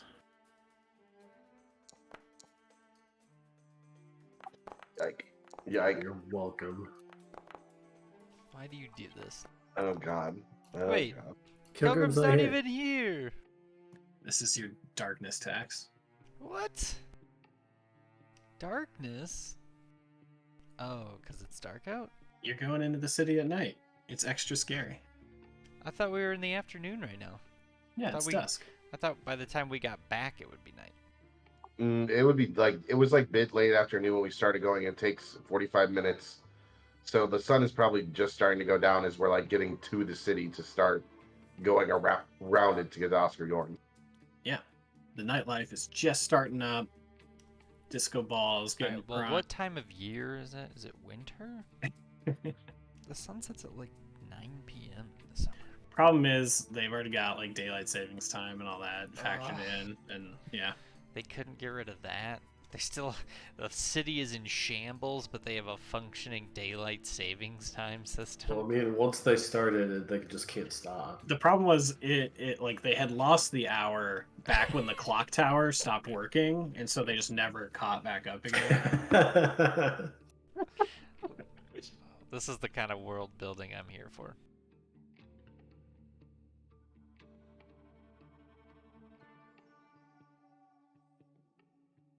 All right. Also, for what it's worth, you guys were making haste and not being stealthy at all either. So, it all makes sense. It'll make sense. Don't worry about it. I'll lose the horses. Ansem's gonna die. We're gonna be like, it's gonna feel like Okay. every session we're just worse off than last session. I mean, we're basically charging over there. We're gonna draw at least some people to Oscar Yoren's. If we're taking the wide route, we're potentially gonna pass by the mill, at least close enough that they might see that there are people charging towards Oscar Yoren's house, which might draw the mages into a conflict. Hope So we it might does. get in the middle of a mage duke out. That The sounds good queen to might me. be following us. Hell yeah. Let's get the queen involved. Let's get some of these crazy cult people in here too. Why can't they do anything? Everybody wants the potions. They Hell know that yeah. we're involved with the potion. Everybody's probably watching us. All claim don't care at all about the potions. Things have gotten pretty intense. It's the Drakkenheim way, baby. But you're making choices, and you're literally running with it, so I appreciate that. Making moves. All right, you rush with great haste, and you know, with horses, it's clear why the Hooded Lanterns, with some resources, could staff the watchtower, despite being kind of located at the Drakkenheim garrison, because at least a handful of people with horses can make their way back to Emberwood Village fairly quickly, although not without risk. You make your way to the road. Along the way, you cross the Dran River over a bridge to get to kind of the northern side of town. Do you ride through town to go to Reed Manor along the roads, or do you try and off-road it and go through the hills? I think John was measuring it was through the hills. Yeah. I guess it just depends on what's most logical for the characters. If it's always half speed in the town, that seems like... It's not necessarily any better outside of it if you don't have trails that are already... Yeah, so are there trails to follow for some of it? Finn walked some trails earlier. Do you want to try and navigate Yeah, that? it's Finn. Finn? Yep, let's do it. All right, make me a survival check.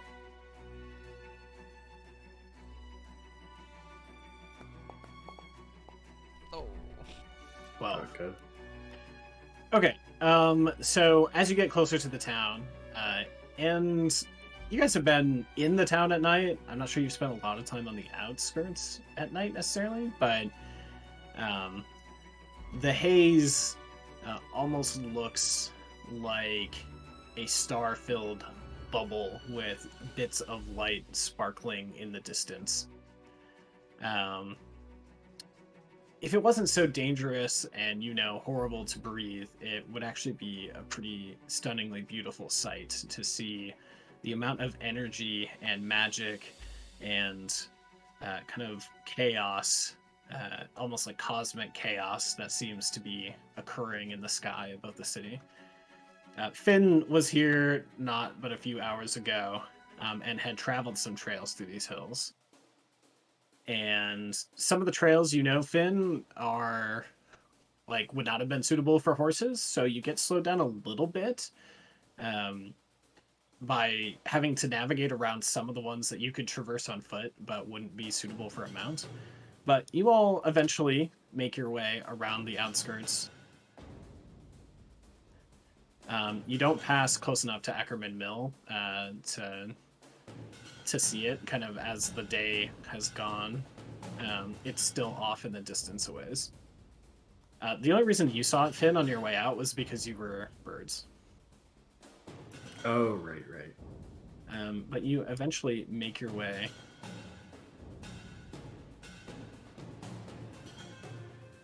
over to Reed Manor. You hear the howls of various creatures, the sounds of some battles being waged, the sounds of some creatures dying, the occasional sound of a cannon being fired, and perhaps smaller cannons reverberating kind of across the area. The city is lively and dangerous. Thankfully, you're outside of the city, and you approach Reed Manor. You guys are all on horses. Let me go over to that map.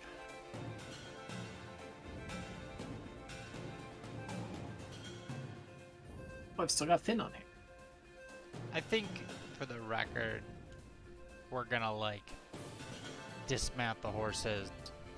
Like I feel like we're tie them up to a tree, kind of off the way. You know what I mean? Like. Okay, so you want to you don't want to ride up and storm off them. You want to Right. park them somewhere and then walk up. Yeah, they're transport horses, not battle horses for us. Okay. Let me go grab.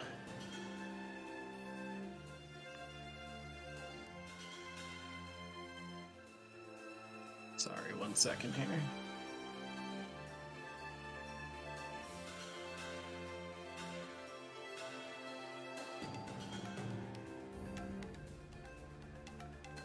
Okay, so some distance away, you park your horses and tie them to a tree. All of the vegetation here is kind of sickly and dead, but not decaying. The trees themselves, and this was true last time you were here, this hasn't changed. The trees are kind of graying in color, like they're losing their life force. And as you approach, the bit that you can see the house, and Finn knows this because he was just here. The area seems largely as you had left it at first glance. The house is as destroyed as when you were last here. No excavations or anything like that has occurred. But yeah, you have a chance to seemingly approach as you will. Point of order. Danny and I went to the wall. Danny joined a cult. That was this morning? Yes. Oh my god. Okay, so any spells I'm missing, I'm really missing. Correct. Nope. Whose idea was this? Alright, so William's just gonna run towards the house and hop over this cool fence. Okay. Finn, do you say anything or do you prep anybody for the last time you were here? Once we got off the horses, I would mention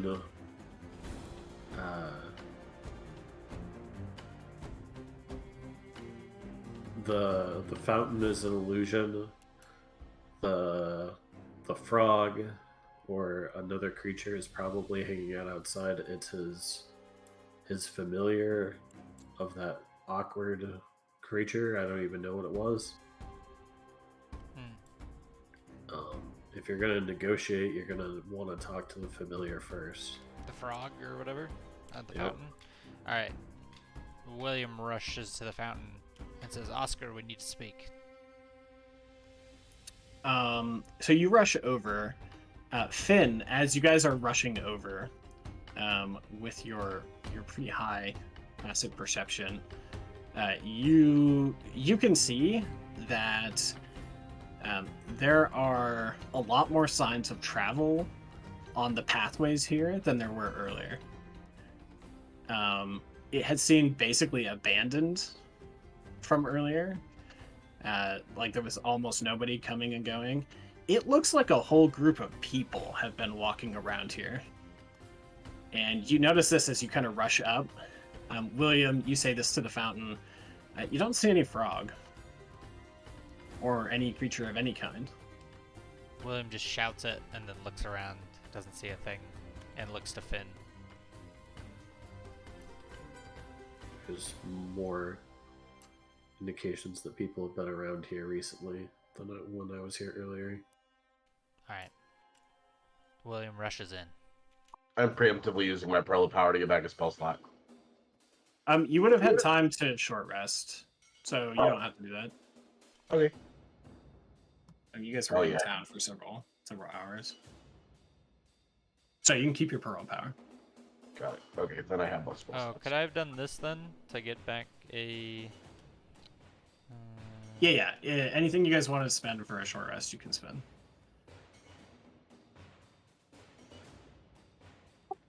Half proficiency. Round it up.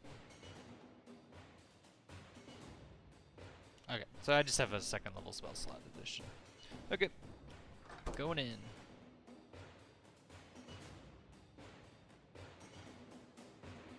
Fountain's like an illusion, right? Like it's the door's underneath it or something? It's a hole.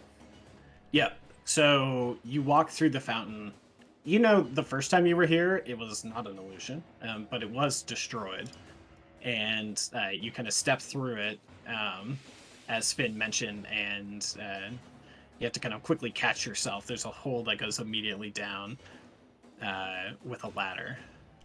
I like do that cool slide down the ladder thing that people do. Also, don't rush in. There are traps. I think William's desperate. He's gonna get hit by the traps. Oh, I see.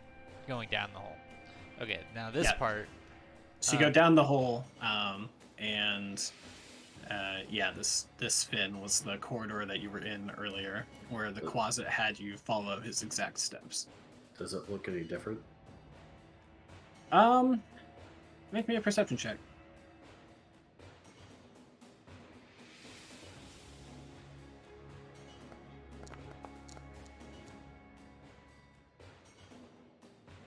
Rolling like garbage today. I was rolling great yesterday.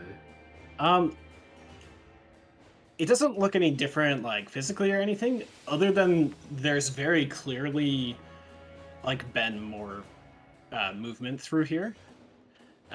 Like the cobwebs at the top have been pushed out of the way. There's like smear marks and scratches on the walls. So something has happened here since you left. Okay, well, I basically lead them through the steps that they need to go through. Yeah. We follow Finn's every step. We mime him. Despite having done this yesterday, I didn't, like, make myself a map, but I wouldn't have forgotten so easily. As Finn. Or do you want me to actually walk a path? I guess in fiction you were here just a couple hours ago. Yeah. It doesn't necessarily mean you would remember. I guess roll me a history at advantage.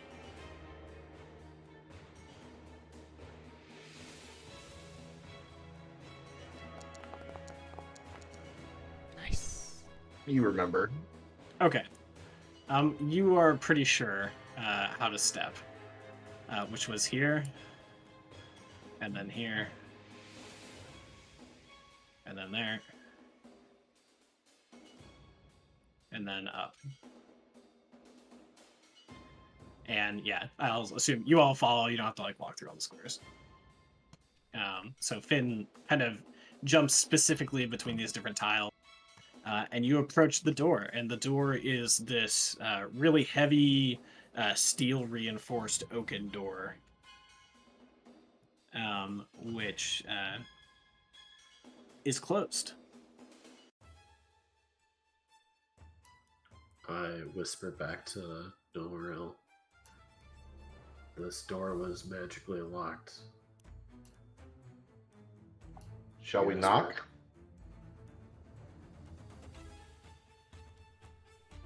Sure, why not? Finn knocks on the door. And I take the force open act braces. as one of my three. What? Pathfinder. Finn knocks on the door and braces because he feels like it's going to explode in his face. Yeah, William's dodging. Okay. So you just go to knock on the door. Yep. Okay. All three of you can roll me a dexterity saving throw. You guys all get +3. So I'm at 12. Mm-hmm. Oh my god. Oh no. And I'm you're at the 11. You're at 11. You rolled a 1. I'm at 11, and I rolled an 8. Okay. We're all going to die. You go to touch the door, and you remember, and you know, you watched it get unlocked by some sort of code word from some language you don't speak earlier. And you touch this door, and a bolt of lightning is channeled directly into your body and in a line through all of your friends behind you, and you all take 19 lightning damage as you are zapped from an explosive rune. I don't know why it thinks I'm concentrating. Me either. I do see it on there, though.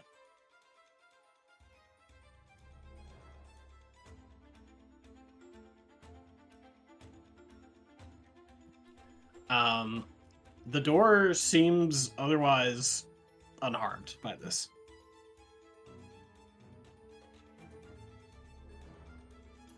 Finn turns around and Alright, I'm going to do... glares a little bit. Says, "You guys got something?" I'm going to do 10 points of healing, laying hands into each person. So everybody gains 10 HP, and my healing pool goes down.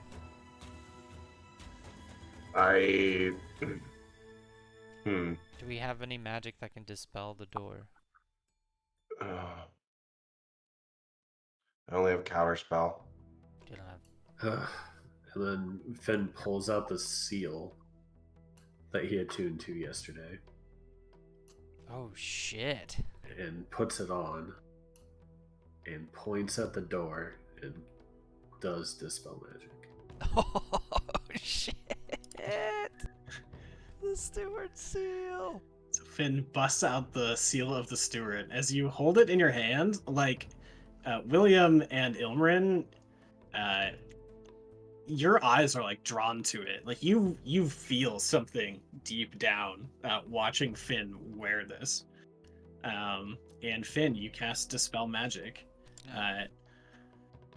And can you click Dispel Magic, or does somebody have it? Or I can look it up real quick. Finn, give yourself 10 HP, by the way. It dispels everything that's third level or and under, right? I believe. Any spell of third level or lower. I have to roll DC checks for above that. Okay. So you see little sparks of magic and octarine light, kind of like it's shorting out as these bits of magic all dissipate. And seemingly the magical sheen of this door is gone. Did you give yourself 10 HP, Finn? Not yet. Do you want me to do it? You got it. No. We all have like the Okay. same amount of HP. I have 59. Damn, That's hilarious. that's wild. We're all Okay. one. Then I step back and let William take the front. Yeah, William's gonna open the door. And I think you guys might want to like back up around the wall a little. I don't know if we can. Well, there's a safe spot right there, yeah. And then right there, I think. Yep. Alright, William is going to bust open the door. Oh, shit. That's cool. Sorry. The door is locked. Ow. oh my god. So, William's gonna it does- use... It doesn't shock you, but you just go to open the door, and yeah, it just seems like a locked door. Okay, okay. Use your tools, buddy. You got thieves' tools, Finn? Yep. Oh my god. You've rolled a lot of 6s. I know. Wait. You rolled a 1 earlier, just a You moment ago. did. So you have advantage if you want it from inspiration. Yep, let's do it. Yeah. Okay, thank God. There we go. I mean, you could still bust the door down, but it would be. I know, I was gonna have to do that. All right. Yeah. So Finn, like, you're struggling with this lock, and you're just like, come on, and it takes a little bit longer than you would expect, and kind of just as you think, I'm not sure if I can pick this, it opens. William, bust in. Hiya! All right, William, you bust into the room. The room is completely devoid of basically everything. You see some tables with bloody smears on them, but otherwise, there's no tools or devices. There's no creatures that you can see. The room has been thoroughly cleared out, and Finn, based on what you saw earlier in this room, the bodies are all gone, but otherwise it looks basically the same. So through this next door, Finn? Yep, through the next Okay. door. Is it? Stand back. William is gonna try it.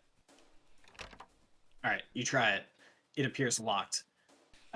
As you look through it, it's kind of it's like a metal security gate Ooh.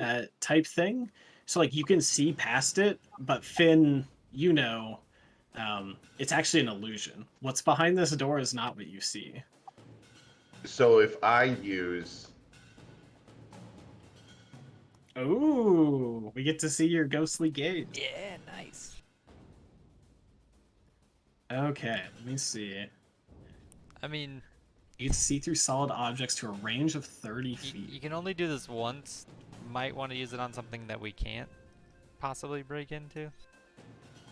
Just a note, but I don't know. It's short or long rest. I get it back on short rest. So All right, so you want to go for it? yeah. Okay. So using your ghostly gaze, I guess what does this look like for the people who are standing next to you? Like, do My they see anything? my eyes turn gray, and I kind of go into like this almost trance as I just stare at the wall. And I'm like, just wait a moment. If I try hard enough, I think I can see through the wall. Just trust me on this one. he's been like this since he put a crystal in his chest. You say that, and you see like a light glowing under his clothes as his eyes kind of shimmer with both octarine energy and a little bit of radiant light. And Ilmarin, what I'm going to do is I'm just going to drag you to the other side of this wall, and then you can describe it to your friends however you see it, and then I'll move you back.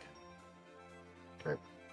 So this is what you perceive. So you perceive through the wall, basically this corridor. From where you're standing, 30 feet.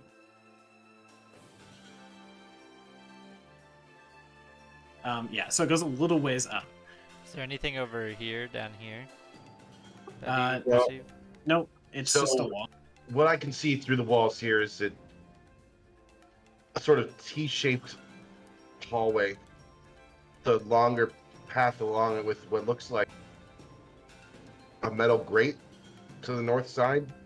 Yeah, it looks similar to the one that your friends are stuck at. You Similar- don't sense any creatures, or you don't see any movement.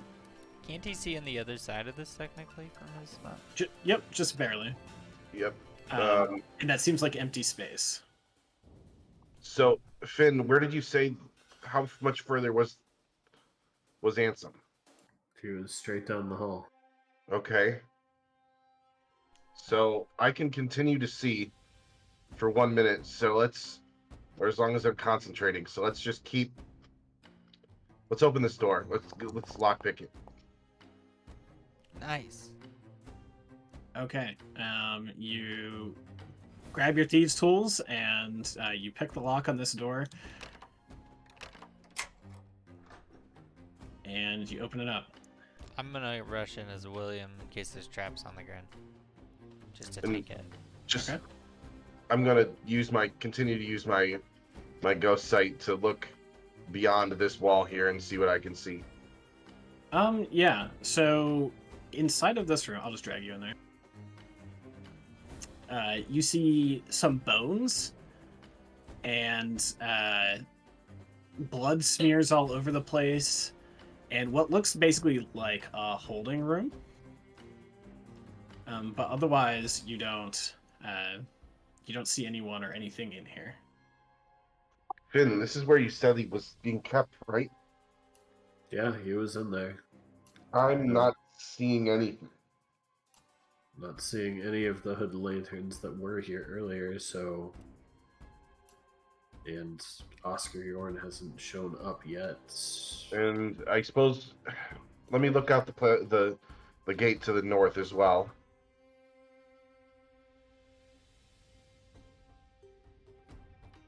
Okay. I need Ilmarin and William to make me a dexterity saving throw.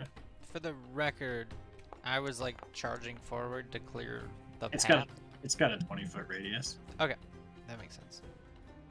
In fact, actually. Yeah, I need one from you too, Finn.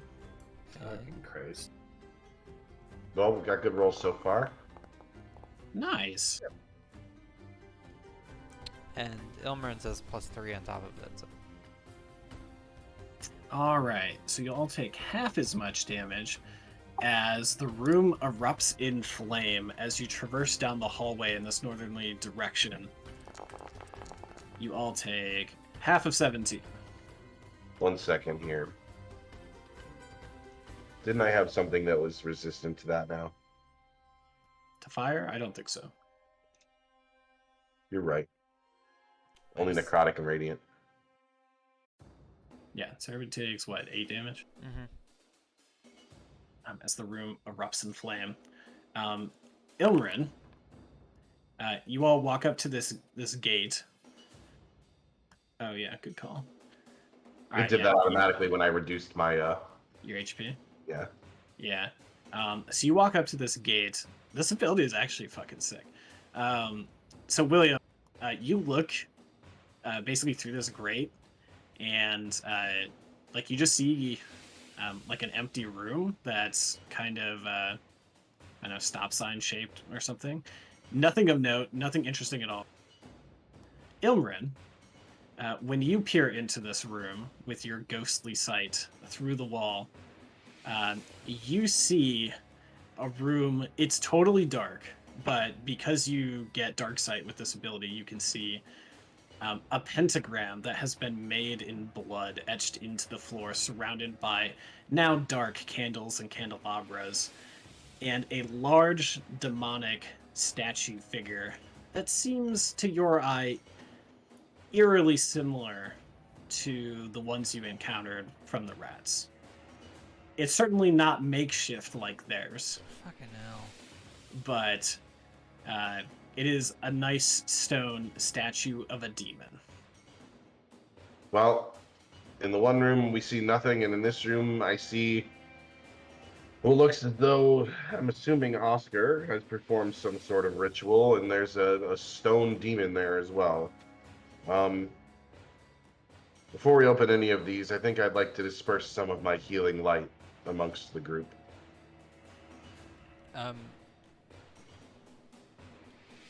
Finn, do you see any tracks? Oh, I don't have it. Never mind. Because that's Oh. longer. Yeah, you guys used it in the battle, or after the battle earlier. Yep. If I get down and like inspect this area in particular, and then go back into the other room, do I get the sense that maybe the zombies were shuffling out of here? Yeah, make me a survival, I guess. Yeah, so there's like blood smattered all over the place in here. Um, you kind of Aragorn it and try and kind of imagine.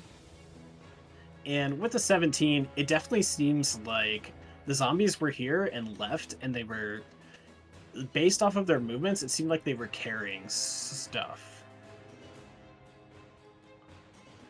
Like you can kind of see the footsteps of two zombies kind of moving kind of in parallel and splatting and making their gross bloody footprints at the same time.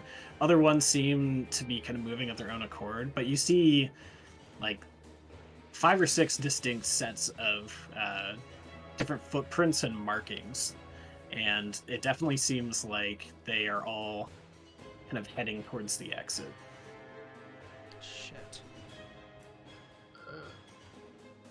Yeah, I mean, I actively described that to the others. Come on, Ilmarin, we gotta get out of here. Also, come over the desk and see if I can access the vases that he put the lilies in. If I feel around. You feel around. They're definitely not there. And what you witnessed from him was that he summoned the container that he put them in. Oh. Fair enough. So it wasn't like they were hidden there so much as he summoned it and put them on the desk and then put them back in the container and unsummoned it.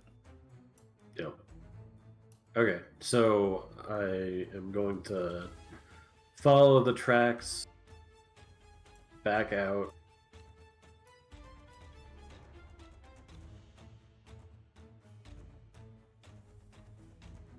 Okay. Is it safe to say everybody's leaving, or is there anything else you want to do down here? Oh yeah, we're definitely leaving. Sure. Following Finn out. Did they go up these stairs or did they? The stairs are completely covered in rubble and it's blocked off. If you go up that way, like you look and take a few steps up, all of the collapsed rubble of the house is on there. So they definitely didn't go up there. Somehow the zombies exited the well. Okay. Well, back up we go. Yep. All right. This is where we get ambushed. I mean, Finn takes the seal back off and puts it back in his bag. that's a cool reveal. I didn't know that you had attuned to it.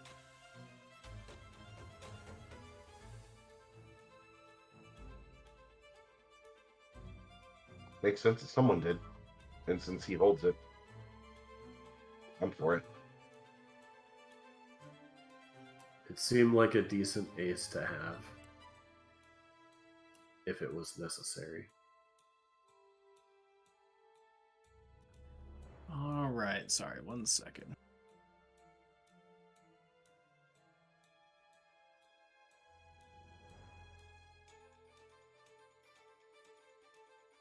I'm gonna get some water real quick.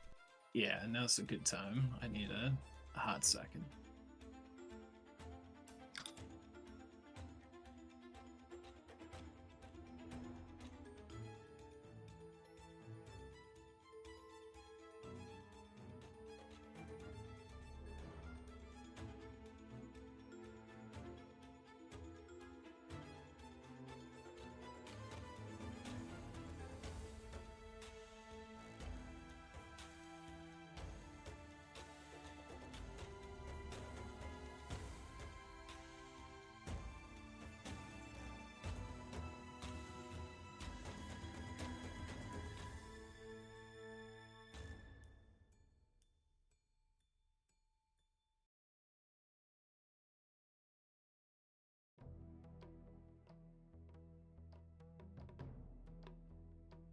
Oh god. We're rolling initiative. Yeah, go ahead and roll initiative. And then we'll figure out what order you all want to come out here.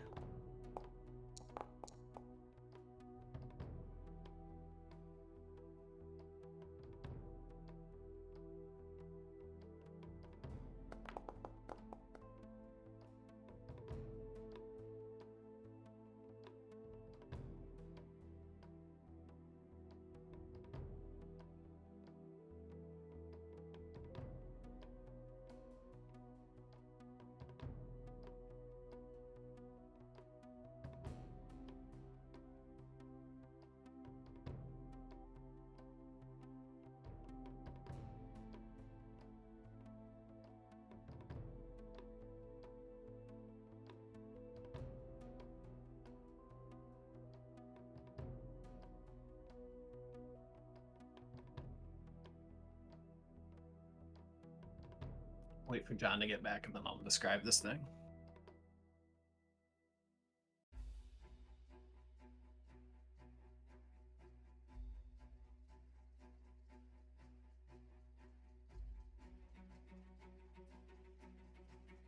All right. Ooh, it's windy out there, huh?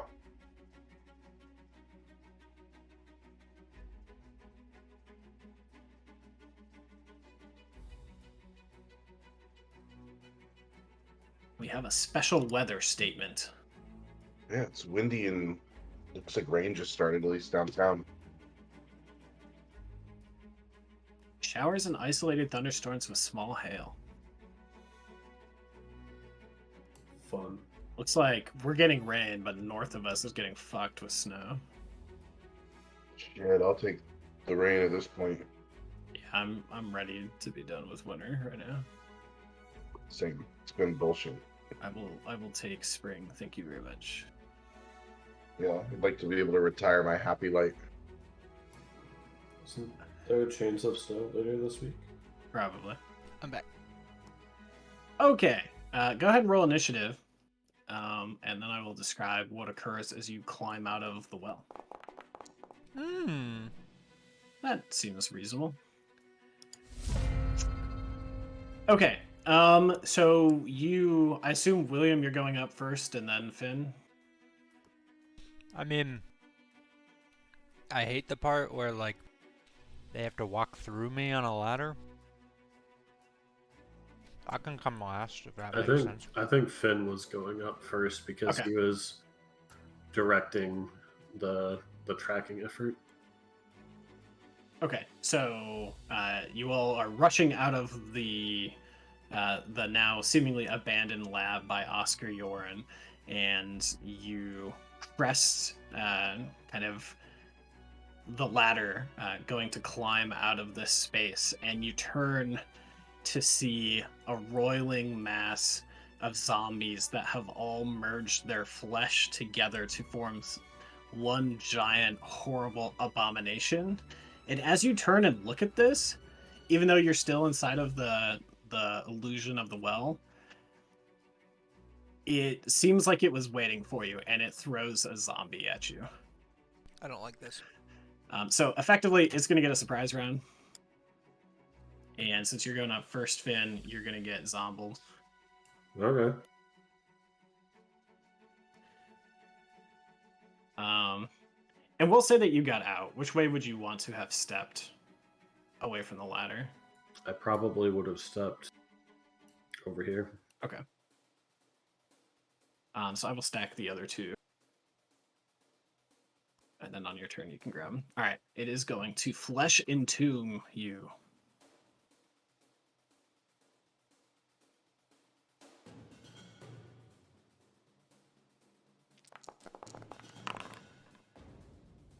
Holy fuck. All right. The zombie flings a detached clump of corpses at a creature it can see within 30 feet. I'm gonna move them slightly closer. And you have to make a strength save, which you failed, so you take 3d10 bludgeoning damage, and you are now entombed in dead flesh. So now you are restrained.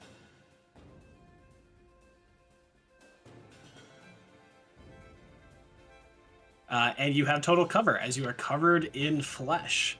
And you will be taking seeping necrotic damage at the start of each of your turns. To be freed of this, you have to attack an object. Let me go get that. You basically have a body pile you have to fight through. Joy. Yeah, it's kind of Whose a weird idea monster. was this? Let's go storm the lab of the necromancer. I mean, it could have gone worse. I guess it's getting worse right now. All right. The dead flesh is a large object. Okay.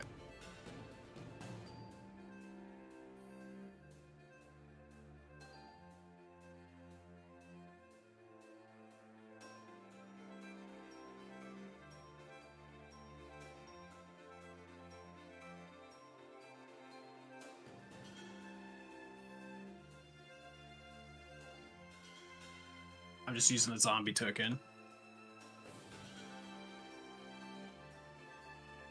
AC 10. That's a little meta. Oh, sorry. I don't want that.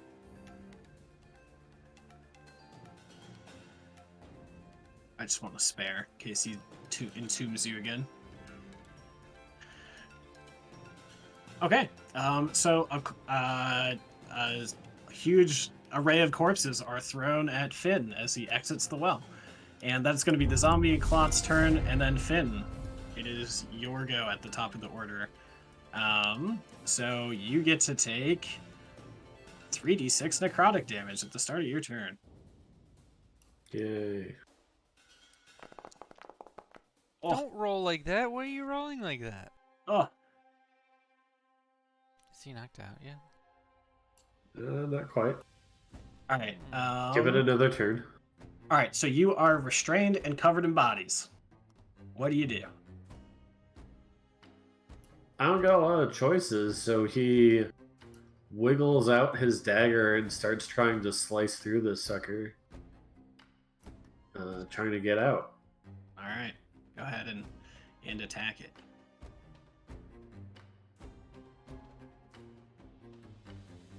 That's probably why you take the necrotic damage. You start slicing through this flesh, and it like gets in your mouth, and their blood pours on you, and it's gross. Ew. It's gross. It's uncomfortable. It's Drakkenheim. Yeah, that sounds about right. Is restraint supposed to give me disadvantage? It is, but it Yeah. didn't seem to. Unless you have advantage for some reason.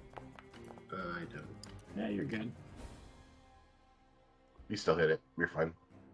Yeah, since I had the condition, I thought it would automatically do it for me, so Yeah. I didn't do it. So did I. Let me see if there's another. Is there like 2 restraints? There is 2 restraints. Fuck. All right. I don't know why that is, but now we'll see if it works. All right, you get a second attack. One is probably part of like a mod. Yeah, it did that one. Nice damage. All things considered. All right, you start stabbing at this, and you kind of cut enough of it that you can breathe. But this ranks up there as all-time worst experiences. No. All right. Any bonus action that you can take?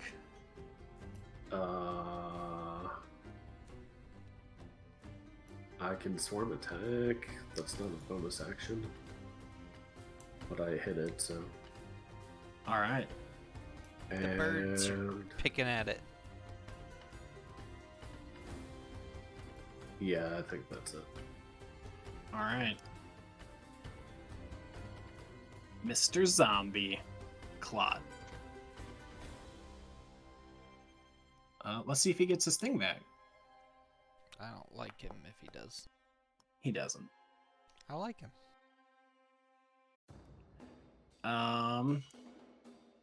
You have total cover. And we're not up the well yet. Yeah, I guess it will move forward and hold its action to attack whoever it can next attack. Jesus. Okay. As it gets closer,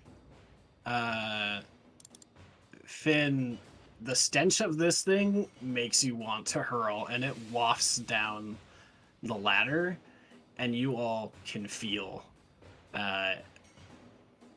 in your bones the stench of this thing. So just so you know, if you start your turn within 10 feet of it, it has a deadly stench. Jesus. So I will put that as an aura on him.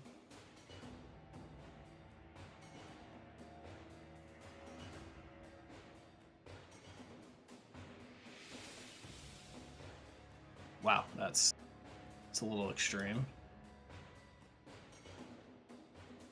Let's tone that down slightly.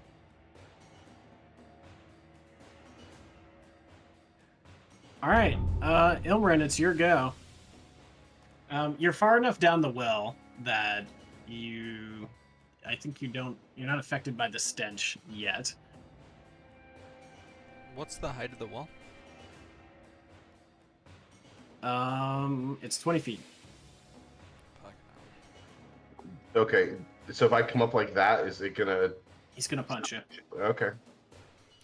For the record, Oh, he misses. wouldn't his climb speed be... So, for the record, starting within 10 feet of me, he gets plus 10 movement speed. Just so you know. Okay.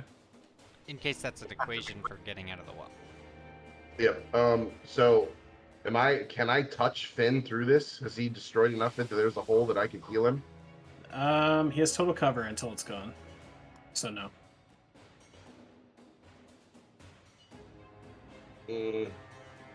But you could maybe destroy it and then heal him.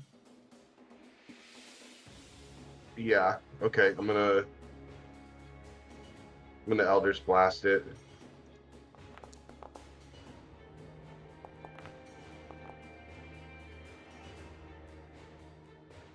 Then, wait.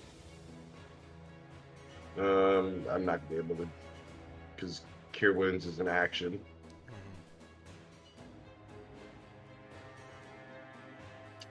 Did you send both your blasts at that guy? I didn't. Going to. Am I allowed to hex in between? Nope. Got to be back to back. Okay. Oh. No, you hit him anyway.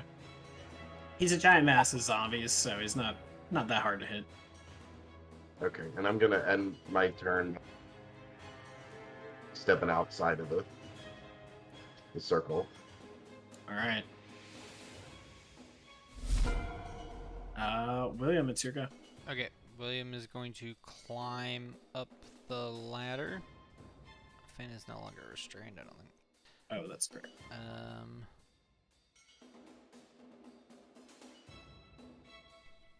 Let's see, I gotta check this feature. I guess I do walk into the stench. How's that work? It only affects you if you start your turn there. Oh, well. We'll see in a little bit then. Okay.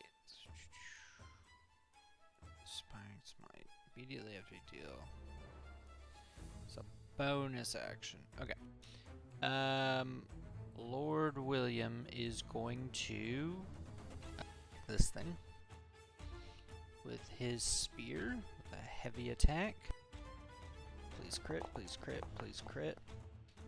Ah, well. You stab through the heart of one zombie and it comes off on your spear. There's potentially hundreds more. And going for it again. No crit. I am going to smite at 2nd level. Is this thing undead? Well, I guess it'll do it. Ooh, good roll. And then it does, if it's undead, it takes another d8. Is it undead?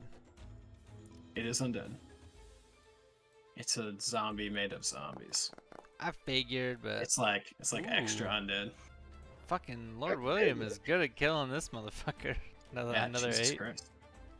It's like near perfect rolls. And then I'm going to, so I smited Moat, and then I'm going to use Inspiring Smite. So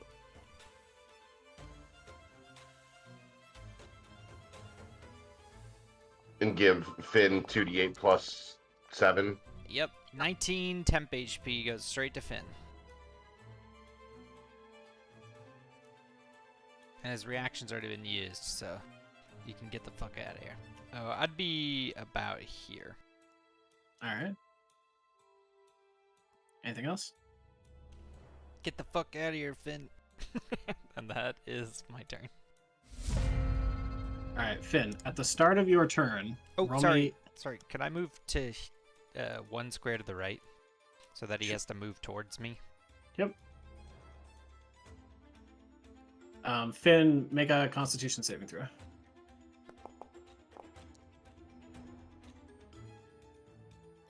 A 13 is a failure. Oh, +3? Oh, a 16 is a success. Oh, ho, ho, ho. All right. You hold back your desire to retch whatever lunch you had earlier onto the ground. Does it let you move, John? Or do No, I- it doesn't. you want- He probably has a reach of 10. And I think I would know that by its size. So maybe I'd go... Yeah, its arms are chunky. But I guess it's just... I don't know. So maybe to this square? I don't know. I want to game it so I can get my opportunity attack, but I don't want to make it, like, make no sense meta-wise. I don't know. Well, do as you will. I'll move to here. There you go. Ooh. Oh, you're still targeting the dead flesh. A 1 Wait. will miss. Too close? That's not a thing in 5e. Oh, yeah. Nice.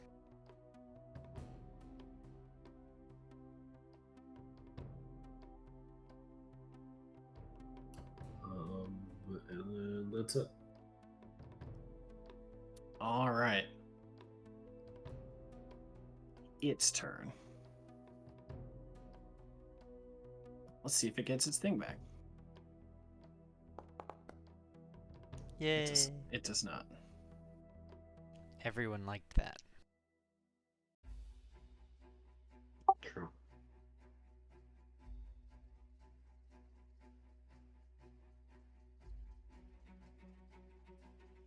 I think it should be able to get to you. Now that Finn has moved away and you all have kind of taken up arms and you see this thing is just leaking every type of liquid you can imagine, it seems particularly interested in Finn. So it is going to move forward. Yay. Attack.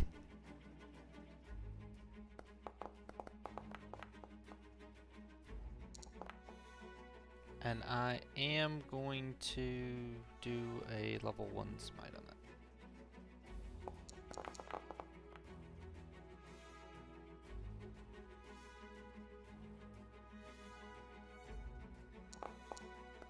Another 8 on top.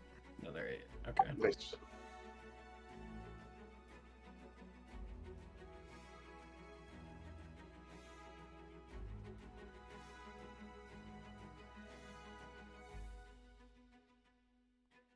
It reaches out with its goopy zombie arms to attack you, Finn. Like you do. As it crawls past your teammates and through this tree, and bodies are literally sloughing off onto the ground with every step that it takes. Are the hooded lanterns that I saw earlier in this thing? Make me a perception check. Yeah, I was wondering if Ansem's in it. You clearly see what are bodies that are hooded lanterns, but you don't recognize any of them. Okay. Oh shit. It slams into you once. Oh, good thing I gave you the thing. Holy shit. It tries to slam into you a second time, but you duck the other blow. Alright. Ilmarin, at the start of your turn, make a Constitution saving throw. A 9 will be a fail. So you are going to take 2d8 poison damage. So 9. And you are poisoned until the start of your next turn.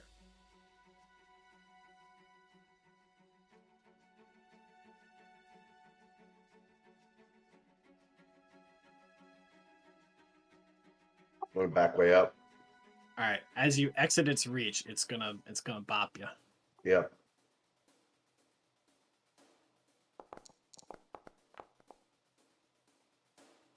Mm. Oh, it's asking me if I want to counterspell. No. Fuck. It literally takes 5 bodies and holds them in its hand and slams you with all 5 as you run away. We need to kill this thing now. Gonna hex it, and then I'm gonna agonizing Eldritch Blast.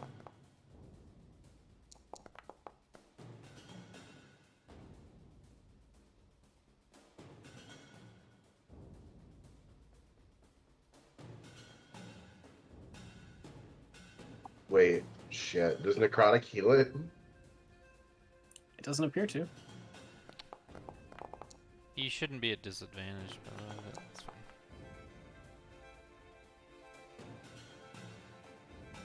All right. You said beams of eldritch energy that slam into this creature. Oh, you're at disadvantage because of poisoned. Never mind. Mm-hmm. That makes sense. Any bonuses? Oh, you hexed. All right, so you are good. Well, sorry. Con save time. Yeah. Oh my god. All right. You're gonna take 2d8 poison damage. Wow. Jeez. Drunk. Oh, I did it. I'll put 2 back. Okay. As long as we both don't fix it. And then you are poisoned, Boo, I don't like that. and it's your go. You literally throw up in your mouth as you start to fight this thing. Alright. Let's just do spear normal. Oh.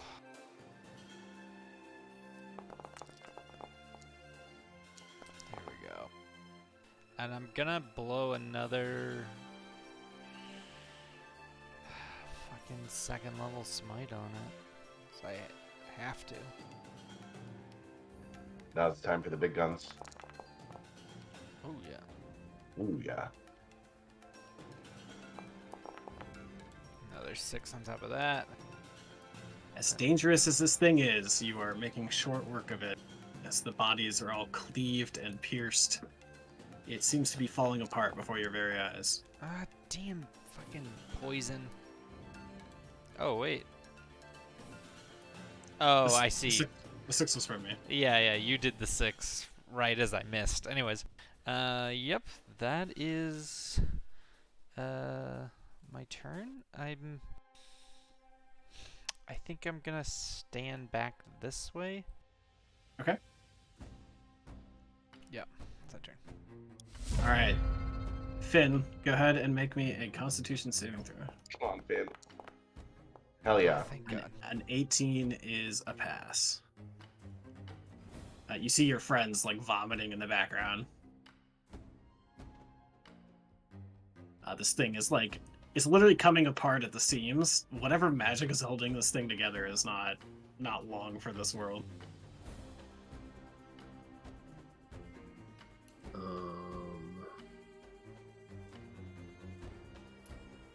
Finn is gonna move. And then he's gonna shoot.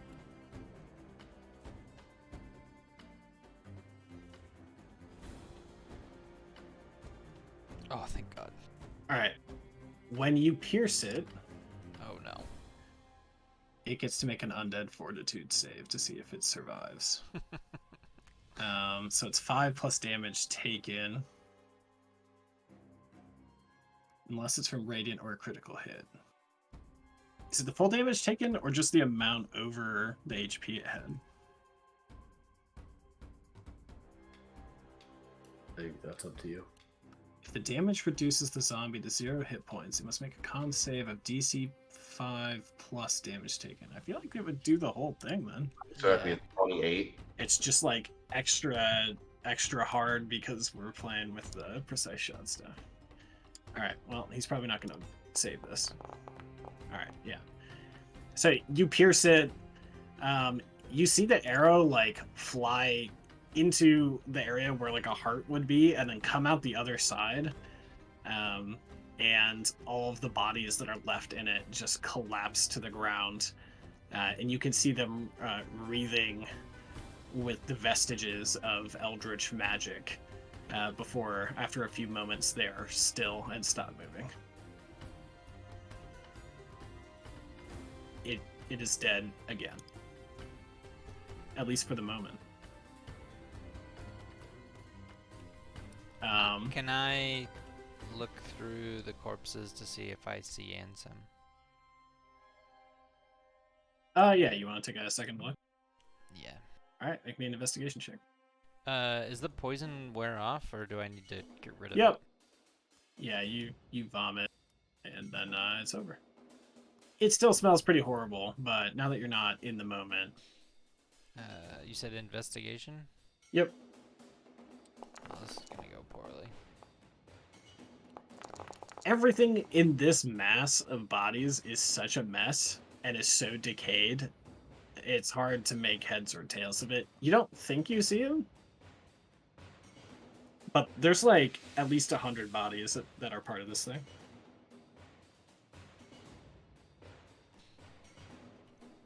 Can I cure wounds myself, or does that have to be someone else? No, You you can can- do yourself. Yeah, you can cure yourself. In fact, Lord William is gonna go over to Finn and got magic, right? Everybody's got magic. But I don't. I have. Oh, I have good berry. I'm gonna make some good berries. Oops. He healed the monster. I don't think that healed me for 13. No, No. did 6 hex damage to you, I think. Yeah, so 14 minus 0. What are you at? I put myself back up to 20 because to take out the hex damage, or Yeah, that makes sense. You were at 14, so you should be at 27 after your heal. oh, okay.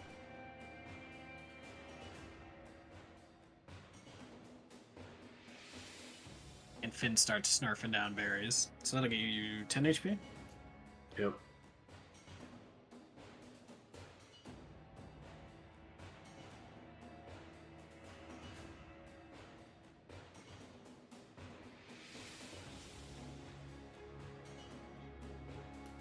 Well,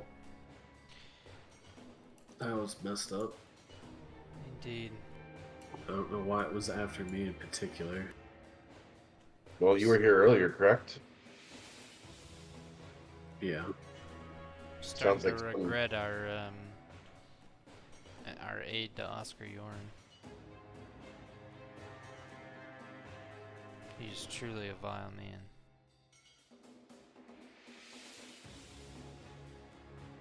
I look at Ilmaril. I'm just like, why did you want to be in bed with him? I don't understand.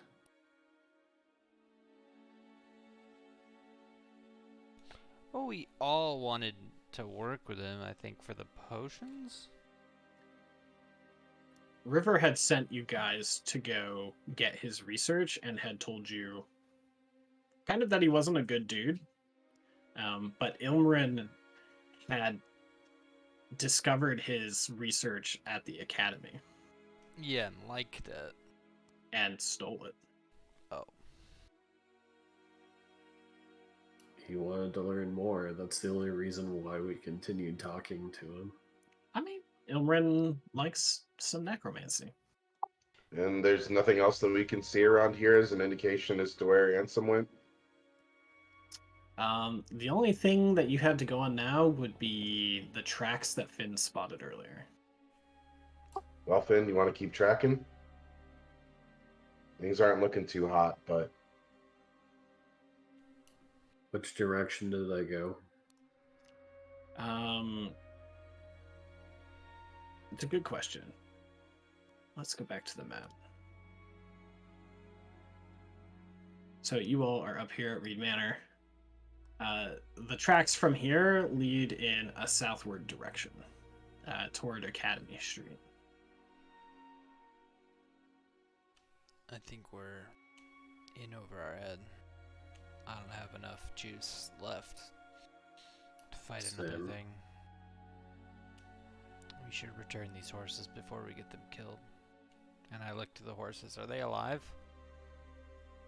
You can communicate with your horse, right? Yeah. Yeah.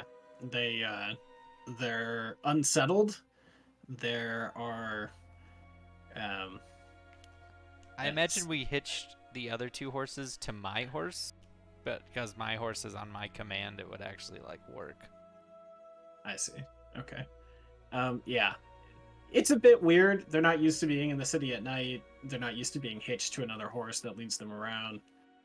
But they're alive, and your horse would tell you. I guess he's probably been trying to move away from loud noises. But yeah, they're alive and they're fairly close. You could just follow the tracks and see where they go and see what you find. Or you Okay. could bail out. I mean, Sneaky beaky like. Yeah, I mean, maybe Finn could. Yeah. If the rest of you want to. Finn, do you want to It's just night scout it? in Drakkenheim. I know, but if he's We're already like, messed up. if he's like 100 yards down the road and you could just see him before he sees you, that might be worth a bit of information. Fine. I'll walk a little ways, but I'm not going far. I'll be back in within 10 minutes. Okay. I'm preemptively using my Pearl of Power just in case we get jumped on the way back. Okay, use your Pearl of Power. Finn, go ahead and make me a stealth.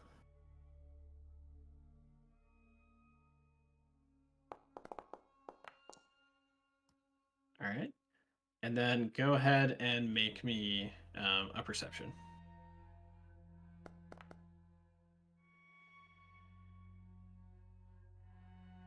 Okay. You follow the tracks, and kind of the further you get, the more like clear the path actually becomes. Like more creatures have joined what looks like a procession. So it becomes easier to follow the longer you follow it. But after 10 minutes, you've gone south a ways. You haven't seen them, but the tracks continue. I go back. Okay.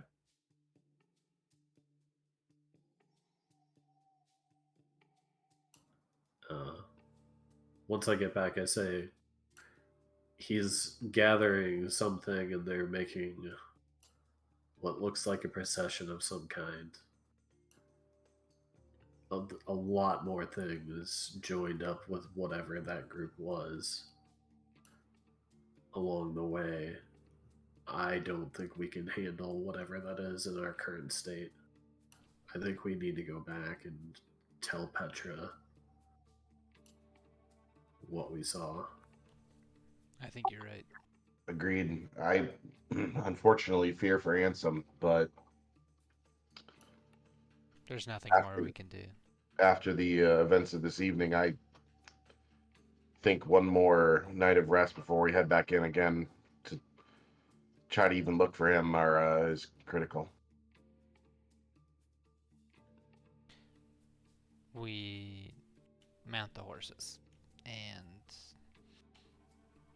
rush back to Petra. I guess this time we don't rush. I think we would just go stealth. I mean, if there's like stealth speed versus fast speed, I think we would take the trails with Finn leading us, but I think and outside of town, but I think we would go as sort of stealthy as we could. All right. You ride your horses as stealthily as you can manage. Everybody go ahead and roll me a d6. Oh no. God. All right. You proceed back the way that you came, now fully going through the night. The horses are quite a bit slower going since they don't have dark vision and they can't see what they're doing. I suppose I could cast light on one of them, but that probably wouldn't help. I mean, actually, it would help them a lot. Do you cast light? But that also is. Would you all like if I would cast light? I know that it'll be easier for us to be seen, but our horses will walk much steadier.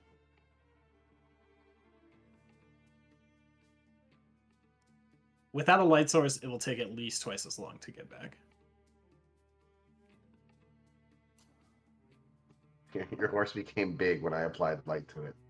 I think if we're going to do that, I think using light source is a good idea, but I think we need to take a Fast longer pace. path around. Yeah, you go even further out. But go faster, maybe? Well, just having light would go faster, and we could take the actual roads instead of going in the. Okay. Okay, so you cast light and you head kind of west of town, like clearly away from Drakkenheim. I'm also going to cast dancing lights and just have 4 of them spread out around us. Okay. All of the horses can, like, they seem much more comfortable at this.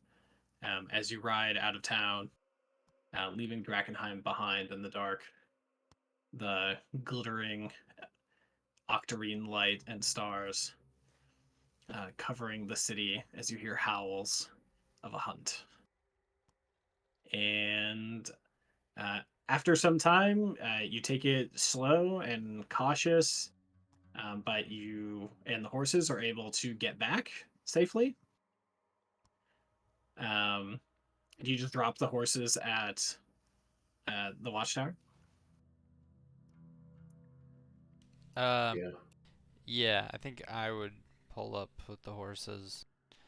And is Petra there? Petra is not here. I would say to one of the guards, I need to speak with Petra. He nods and goes inside. And Rain Highlash comes out, but stands a good distance away from you. And she says, Petra's gone back to the city for the night. Do you want to leave a message? And she kind of eyes you suspiciously. Tell her that we didn't find Ansem. But we did not find Ansem. He's probably dead. Her eyes go wide. And several, like you can hear several of the hooded lanterns all kind of start whispering to each other at that. And she goes inside and yeah, I guess Rain leaves and she goes inside with your message. And 2 of the hooded lanterns take the horses back. The horses seem very relieved to be here. Mm-hmm. The city of Emberwood Village, or the village of Emberwood, has wound down, but in the distance you can hear the sounds of drinking at a few taverns, and the Red Lion Hotel is full of lights. It's quiet and calm here, unlike the city.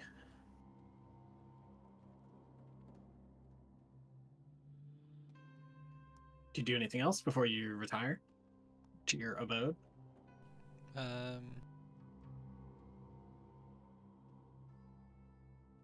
Is the battle robot still out and about in the city? The thing people fight? The rattle can, yeah. It's over at the Bark and Buzzard. Was kind of out in the streets. There seems to be less commotion around it, like there was the last time. But it's out there. I think William is just gonna fucking drop off his sword and his shield on the ground and then just fucking fist fight the robot until his fists go bloody. Okay. Like, I don't think he intends to win. He's just gonna take out all of his anger on this piece of shit robot. Okay. we don't have to play that out, but it fights you and gives you a bunch of "have at thee," and you fight it. It fights you. It beats you up pretty good. You at this point probably destroy it at least once or twice. Yeah, I think William takes it far. I think he starts just like pummeling this robot on the ground until eventually somebody probably interrupts. Yeah, the people around you who are kind of initially like kind of cheering and clapping, although there's only a handful of people, kind of all go silent as you kind of let out a bunch of rage on this animated creation. They don't seem that concerned for it, since once you're done, it magically starts to stitch itself back together, and all of the dents in the armor that you had inflicted are undone. Yeah. I think William was doing more damage to himself than the thing. And he just picks up his sword and shield off the ground and walks back home. All right.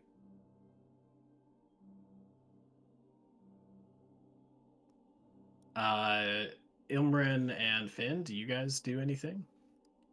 Or do you just go home? Finn goes and buys a bottle of whiskey from one of the bars and takes it home and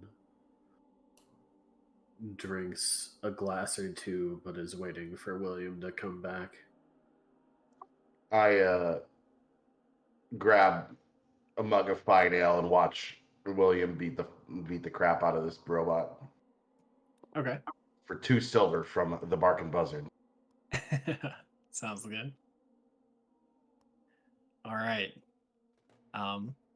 As you all eventually arrive back home, Kelgrim is there with a fancy cowboy type hat, and as you walk in, he says, "Into your minds, hey guys, where's my stuff?" And that's where we're gonna end it. Ah.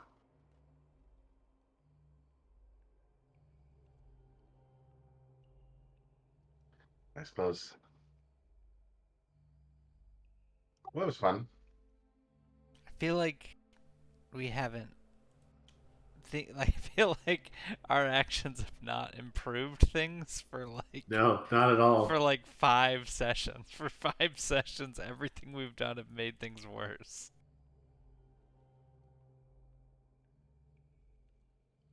I mean, if you guys were out in the city just doing stuff and all this stuff was happening behind the scenes, you wouldn't feel bad about it. Right? You had to come back and see the world in motion eventually. No, I just mean like everything we've done has been like in the long run worse. Like we let Oscar Yoren go, he's a fucking monster. Like the only people that we have like a good relationship with is Ansem and Petra, and Ansem's probably dead. The queen now is gonna have the potion. The wizards are gonna have the potions. Man. Well, that kind of evens the playing field, right? I mean, Everybody's got it. Except we don't have it. Oh yeah, you guys don't have it. We don't have it, and we don't want all of them to have it. It's like all of our enemies have now an advantage. They all hate each other, but they all have an advantage against us. Oh, maybe it's time to pick one. I mean, we kind of picked the lanterns, and they're getting fucked up. It's true.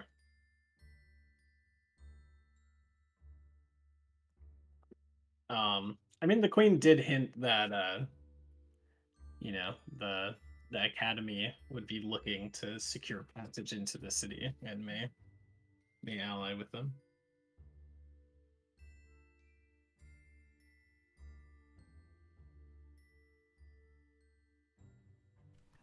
Yeah, things are they're complicated.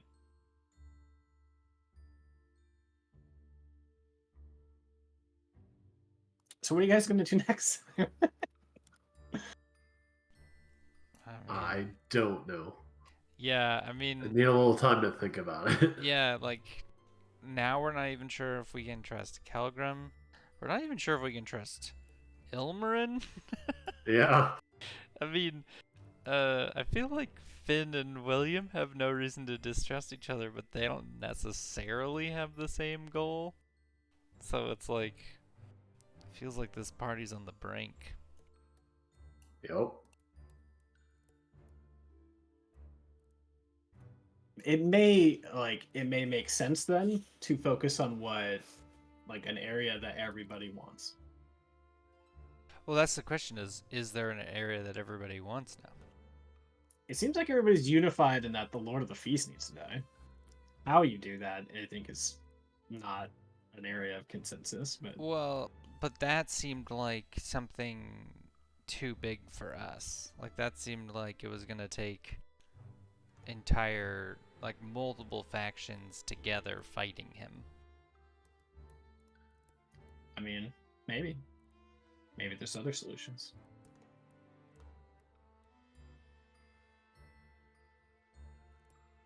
I have to think about it. Yeah. I do think that that's an easy next goal, assuming we don't get sucked into something else. I do think the queen is a potential plot line that we could go down without too much contention. Assuming that that's a route that William would be willing to go down. I don't think he's like morally opposed to it. I mean, he's very much, you know, might is right. But not because it's might, but because of, you know, like the people who actually do shit are Yep. who he's impressed by. But it's sort of the combo of doing the shit and doing it for a good reason. So, I don't know.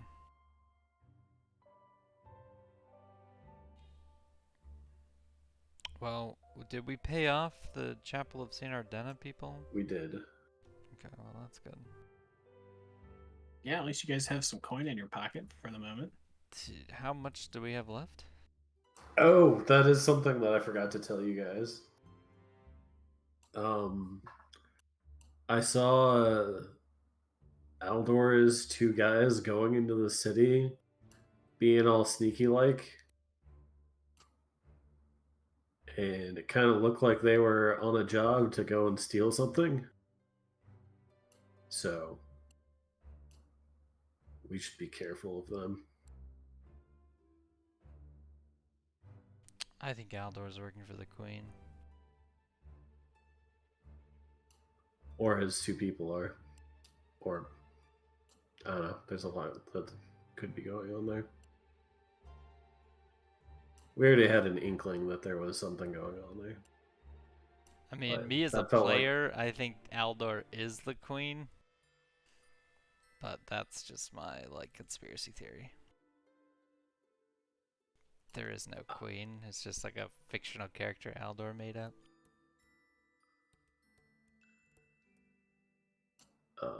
I was kind of thinking that maybe the queen was potentially the actual queen, and she is just hiding behind the scenes, especially since she's taking over bodies. Oh. But the actual Queen was like in the garden, right? Well, she escaped through the garden, but we don't know for sure that she is in the garden. We just know that her people are in the garden. And where did the current Queen tell us to meet her? She said to come meet her at Buckle Down Row, Buckle Down Road. We even which have a map is of is over here on the eastern side of that? the Oh, city. what the fuck? It is, to your knowledge and thoughts, that is a place filled with gangs and thieves and drunkards, and is considered pretty dangerous. Nick, did you at one point move this circle today? I did, yeah. Because I was looking at it while we were all talking for the whole time, and I was like, I wish this was just up a little bit. Yeah, it's And really then, like and then at one point I was like, wait, it moved. Did it move? Am I going crazy? yeah, it's really supposed to cover kind of the whole inside of the city, and it does extend a little bit beyond the walls, but not entirely. I also the jobs that Elias sent you, although you guys have 8 million things to choose from. I did put in a handout for y'all. And the quest log? Oh, we could add them to the quest log. That's a good idea if you guys want. Maybe we should do that before we forget, because a lot has happened. What quests have occurred that you want added to the quest log? Because Ilmarin has his stuff potentially. The mystery of what happened to Ansem? Yeah, so you have like find Ansem. Yeah. That's sort of in progress, though. I don't know how much we're gonna pursue it now. You have heirloom spelled incorrectly in the third quest, by the way. Harry Loom. That's Yeah, how but- I like it spelled. I was writing it very quickly, so I'm not surprised. Find Ansem. All right, and then this is in progress. And I guess we'll put Petra as like the quest giver, although you guys could have uncovered that one on your own.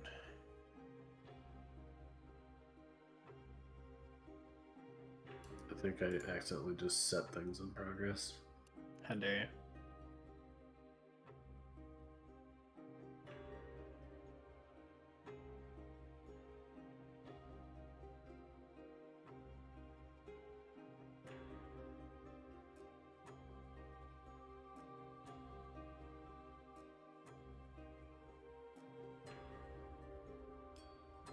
I think it was deal with the executioner. Set is available. Okay. Is there anything from Ilmarin's background that you want on here? I guess we have the recover the relics already. Yeah. Did we complete the retrieve Eldritch Illuze for Oscar Yorn? You did.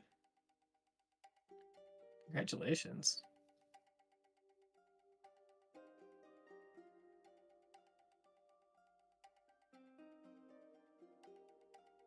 You delivered them and got that money.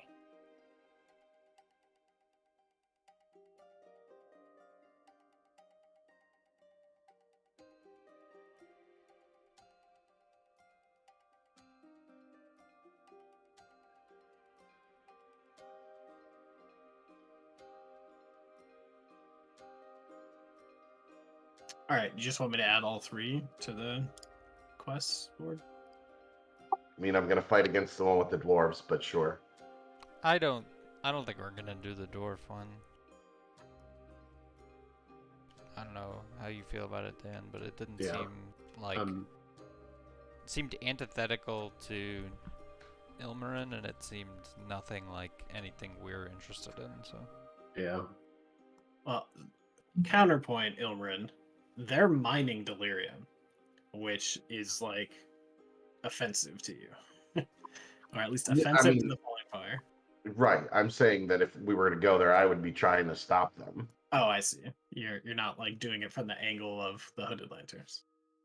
No, from the angle of the fallen flame of I don't want them to do it, but Yeah, so if we go there, we're gonna be in for a time. yeah, that makes you think like Lucretia would probably give you the same job, but to do the opposite, like shut down their operation.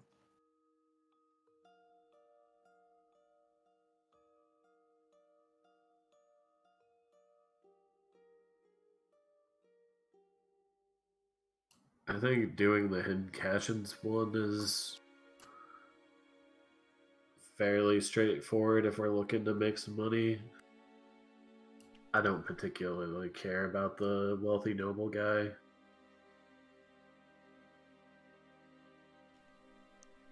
Oh, the caches. Okay, yeah. The wealthy noble guy might be useful just insofar as we could like see what he's wanting out of there. Like we could learn something. It could be confidential info. But that seems like it could also be nothing. I feel like that one feels a little bit closer to William's interests. He could sort of sabotage some of the other people vying for the throne. But I don't know. Feels a little bit self-focused for a group quest. I mean, if you're interested, Yeah, I'm even if it's interested just a in that little one. bit. Yeah, I'm interested in that one, but like, it feels like that feels like tangential. Like we've got a lot of things to worry about right now. So if I'm most interested in if we give up on this Ansem bit to go try to take out the Lord of the Feast. I feel like we're gonna need more allies for that, and I don't Suppose. know if we're wanting like. Okay, so one of the things that was sort of hinted at one point was that the Silver Order's in town, and the Hooded Lantern's interested in the Lord of the Feast, and it seemed like there were a number of parties who might band together to kill him. Yep. And I need to secure the loot, though.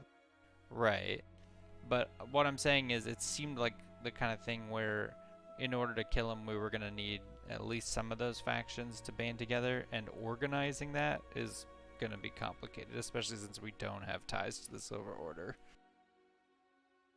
and don't really like them. And now you're a member of their like antithesis party. Yep. Well, good thing I'm good at Lying. disguises. Sure. I can just look like me, but without the delirium in my chest. All right, so I added the resupply caches. I added the Kleinberg estate, and like, do not think even for a moment that like you have to do all this stuff. This is just like stuff you could go do. Yeah. Do what's important to your characters. I would. Do you want to do anything with what the Queen asked you to do? Multiple people asked us to delay mages from going into the tower.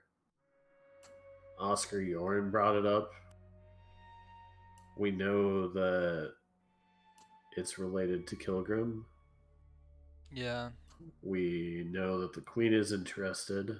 So I think Yeah, it that should be on the seems. list, even if we're not necessarily going to do anything I about it. I feel like, yeah, I was trying to make a point earlier and then I lost my train of thought. The point I was trying to make was the rat or the knoll guy hunts whatever the feast guy seems important, but he also doesn't seem immediate. The tower thing seems urgent. Like we need to go there within the next day, or we might miss the window on that. Or yeah, I guess it depends on what you want to get out of it. You could let them go fight it out amongst themselves. What does the queen want from there? Does she say? She didn't. She just said that she wanted to get in there and do whatever she wanted to do before they had a chance to. So delaying them would allow her to do that. Even if we didn't stop them. Yeah. So Oscar Yorn asked Finn to stop Ryan Graymere. The Queen asked you all to delay any of the mages that you can.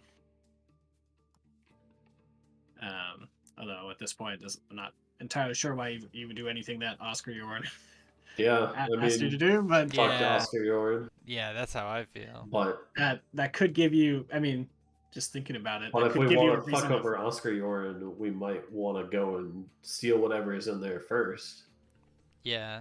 Yeah, or help somebody who's against him. Yeah, But we would. maybe we tell the queen we'll help her in exchange for, like, I don't know. First of all, maybe money or supplies or something. Maybe we'll team up with the queen because she's not necessarily against our interests. And if the whole thing is whether or not, you know, like, I mean, William wants to be in charge, but he's not willing to like, if it's a choice between the city being successful and not, he's not going to put his own life at risk. He thinks he needs to be in charge because he thinks he's the only one that can do it. But if somebody else can do it and does do it, he's not going to, like, burn the city to the ground to become king, if that makes sense. Yeah. So maybe we team up with the queen. Maybe we go to the queen and say, we will help you, but we want, if Ansem is still alive, she might know. Maybe she helps us get him to safety. And we'll go fuck up Oscar Yorn, because fuck that guy. And Oh yeah, that's kind of an interesting idea. So like, instead of giving up on Ansem, you could say, well, we could do what the queen asked and go delay Oscar and try and get Ansem back. right, Still. Yeah, I can see that. use our, the queen didn't tell us what she was going to give us for doing that, so we can say use her network to get Ansem back to Petra, or at least back to the Hooded Lanterns, and we will buy her time so she can get whatever the fuck she wants out of that building. And maybe if Kelgrim has a specific interest about what's going on in the tower, we could get that to him as well. Like, if she's going in to get it, maybe she could get him a document or a artifact or whatever the fuck he wants. We also need to figure out if Kilgrim is Oh yeah. going to continue to sell us out, Yeah, because or whether he actually did. if the high wizard person of the Amethyst Academy is teaming up with the malfeasant mage, then can Kelgrim even help us? It's a good question. Don't know.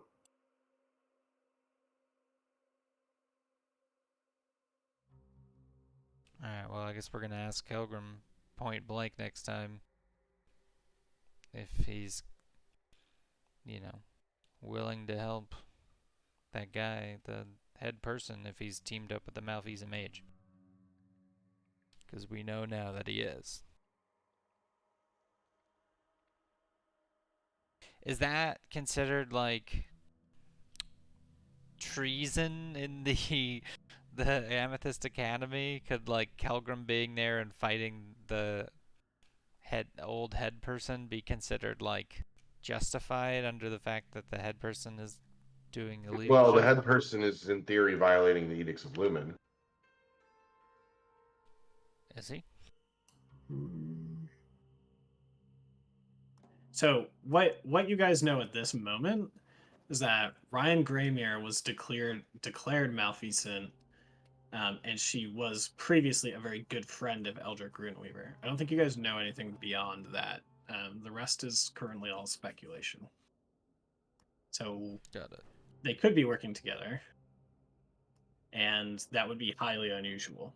Okay, so we have standing to kill Oscar. We have, like, justification to kill Oscar. We have justification to kill Rian, and we have something to gain out of helping the queen. Seems like we go there.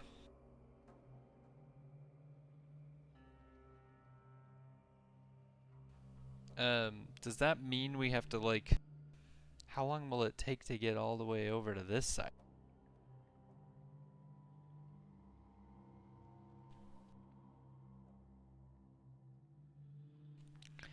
Like, how do you even get into the city from where she's at? Good question. Oh, fucking hell. She And did. would we even want to go through the city when the executioner is potentially wandering around Old Town? Yeah. Yeah, I mean, Well, he you was in the guys. marketplace, so he could be literally anywhere in the whole inner city Yeah, now.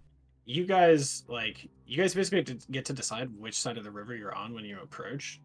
When you came with Nathaniel Flint, you guys came up Champion's Way. Right. So, Getting I mean, there is the question, but I don't know how to get. yeah, after you've gone there, getting around to the other side of the city is like a whole debacle. She did say though, like, yes, obviously you can. She said, "Come visit me," but she kind of specifically said, "Go deal with the mages." Okay. Um, Did she give us a way to contact her? she gave you a coin. But that requires us to go there. Correct. Is there a way to contact her without going there that we know of? Oh no, you tell me. Yes, there is a way. We talked to Aldor. He's the queen, anyways. I told you. You asked me to tell you, so I told you. Oh, okay. That's That's, on you now. It's an interesting, You just made me DM for like 5 seconds. It was crazy. an interesting parallel universe you have created here. Anyways, I guess my point was her implication was like, come see me when you want, not like come see me before you go do this. So if you wanted to go talk to her, you certainly could do so. Um, if you want to just go deal with the mages and then talk to her afterwards, that's kind of what she was hinting at. Problem Also, is the Ansem thing is very urgent. yeah. Also, there's other agents of the Queen's Men. Like if you wanted to send a message or Yeah, something. that was what I was thinking. Do we know agents of hers? Well, I think the very first bar you guys ever went to was the Skull and Sword, Oh. which you know, or at least your speculation is that her type of folks are there. It's rough and rowdy, and the Queen's Men that you, I guess, have identified, like the ones who ambushed you guys on the road, spent time there. Okay. Ooh. So, Ooh, how about this? Could William after well, maybe this is are you guys all cool with that plan? Sure. Yeah. Could William, after he gets his ass kicked by the robot, go into that bar and have a drink and then, like, flash the coin to the bartender? sure. To talk to them about. Have, like, an agent person talk to him? Is that how that works? I mean, you could try and get the attention of one of her agents. Yeah, I would do that. All right. And then I think we don't have to play it out, but basically all he would say is like, I'll help her at the tower, or we'll help her at the tower, but she needs to find Ansem and return him to his people. And then I think William would just like walk away. Okay, I guess lay the plan on me again. So you want to help her with the condition that she's supposed to find Ansem well, with her yeah, network. she's got a spy network. Ansem is like either in prison or maybe he's a zombie or whatever. But if there's a chance he's still alive and being like carted around by Oscar Yoren or something, she was hoping she'd be able to help with that part. Got it. Okay, so you're trying to drop the hint that you guys will do it, and that here's a thing that you want. Yeah. In return. Okay, that might be fun to play out. We don't have to do it right now, but that might be fun to play out next time. Okay. I just wanted to make sure you knew what our plan was and we had a plan so that it could be prepped. Yep.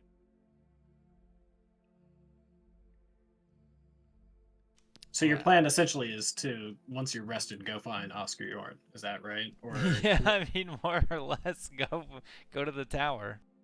and Okay. and basically carry out the task that she asked, which was delay the mages. So whoever shows up. Worst case scenario, like the head of the Amethyst Academy shows up and he's not allied with any bad people, and then we have to debate whether or not we turn on him, and Kelgrim is gonna fucking not know what to do, and it'll be a giant fucking mess. That's worst case. I mean, I don't know that attacking him would break the edicts. So What are the chances that things go to shit? It's almost like 100%. the person 100%. the person who determines whether they go to shit is listening in on this conversation. That's the real problem. We should make our plans secretly and be like, Nick, we're gonna do this. You'd be like, why? Like, we're not telling you why. I mean, eventually you have to tell me what you're doing. So We tell you what we're doing. We just won't tell you what we're worried about might Hmm. happen. So we I don't see, give you I see. ideas. that's fair. That's fair. Zombie Hulk was a fun time. Super low AC, but lots of HP. Yeah, that ended up being actually more interesting than I thought it might be. Oh, I mean, he was. I mean, if I hadn't pumped every spell slot I had left into killing him, like, Yeah, he was dishing out damage pretty decent. he was Yeah, one I was turn hoping away that it from wasn't gonna walk forward enough, and that I was gonna have to that I was gonna get to let it walk through a wall of fire. If But- you got one return of that ability, I think I would have died. Oh yeah, I think we all would have died Yeah, because Finn was doing a lot of damage. I mean, we were all doing a lot of damage, but if any of us went down, then our damage goes to shit. yeah. I actually think too, like in a party where you can't, like everybody can't Great Weapon Master it, like that would be a way harder fight because you guys killed it so fast and it has a ton of HP. Well, It was cool though. It was like a high stakes DPS race kind of, yeah, that's really what it was. and it like every roll ended up feeling like really important in that fight, even though it was I short mean, and sweet. even my temp HP roll ended up being important because Oh, I yeah? rolled a 19 and Finn took 19. Like, Yeah, you saved him from Yep. going down, that which would have was- been another level and of then- exhaustion, And then it missed. and then and- it missed. Yeah, Well, and I would have had to blow my turn to heal him, or, I mean, like that. yeah, you would have had it, but it would have cost even more. I don't know. I think if Finn had gone down in that moment, it would have spiraled. I don't I think we would have would had have. one touch cure wounds, but that Yeah. doesn't mean anything either. Yeah. There were a couple of times where it was one roll away from me dying. And not just going down, but like Full on actually dying. just full on dying. Because like when I saved from that last poison check, Yeah, then that would have been enough damage to do me in, and then his turn was next, so he could have two melee hitted me and I would have insta died. Yeah, that's actually true. He could have ganked you right after that. Yeah. Do you know why he was targeting you? Nope. I am very curious though. Part of me wants to tell you. Part of me wants to keep the mystery alive.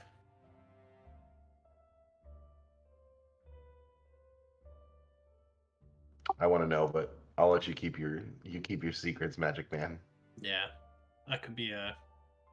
Well, we'll all forget about it, so it'll be fine. Yeah. Okay, so on the available quest log is everything that you want there, and this can also include like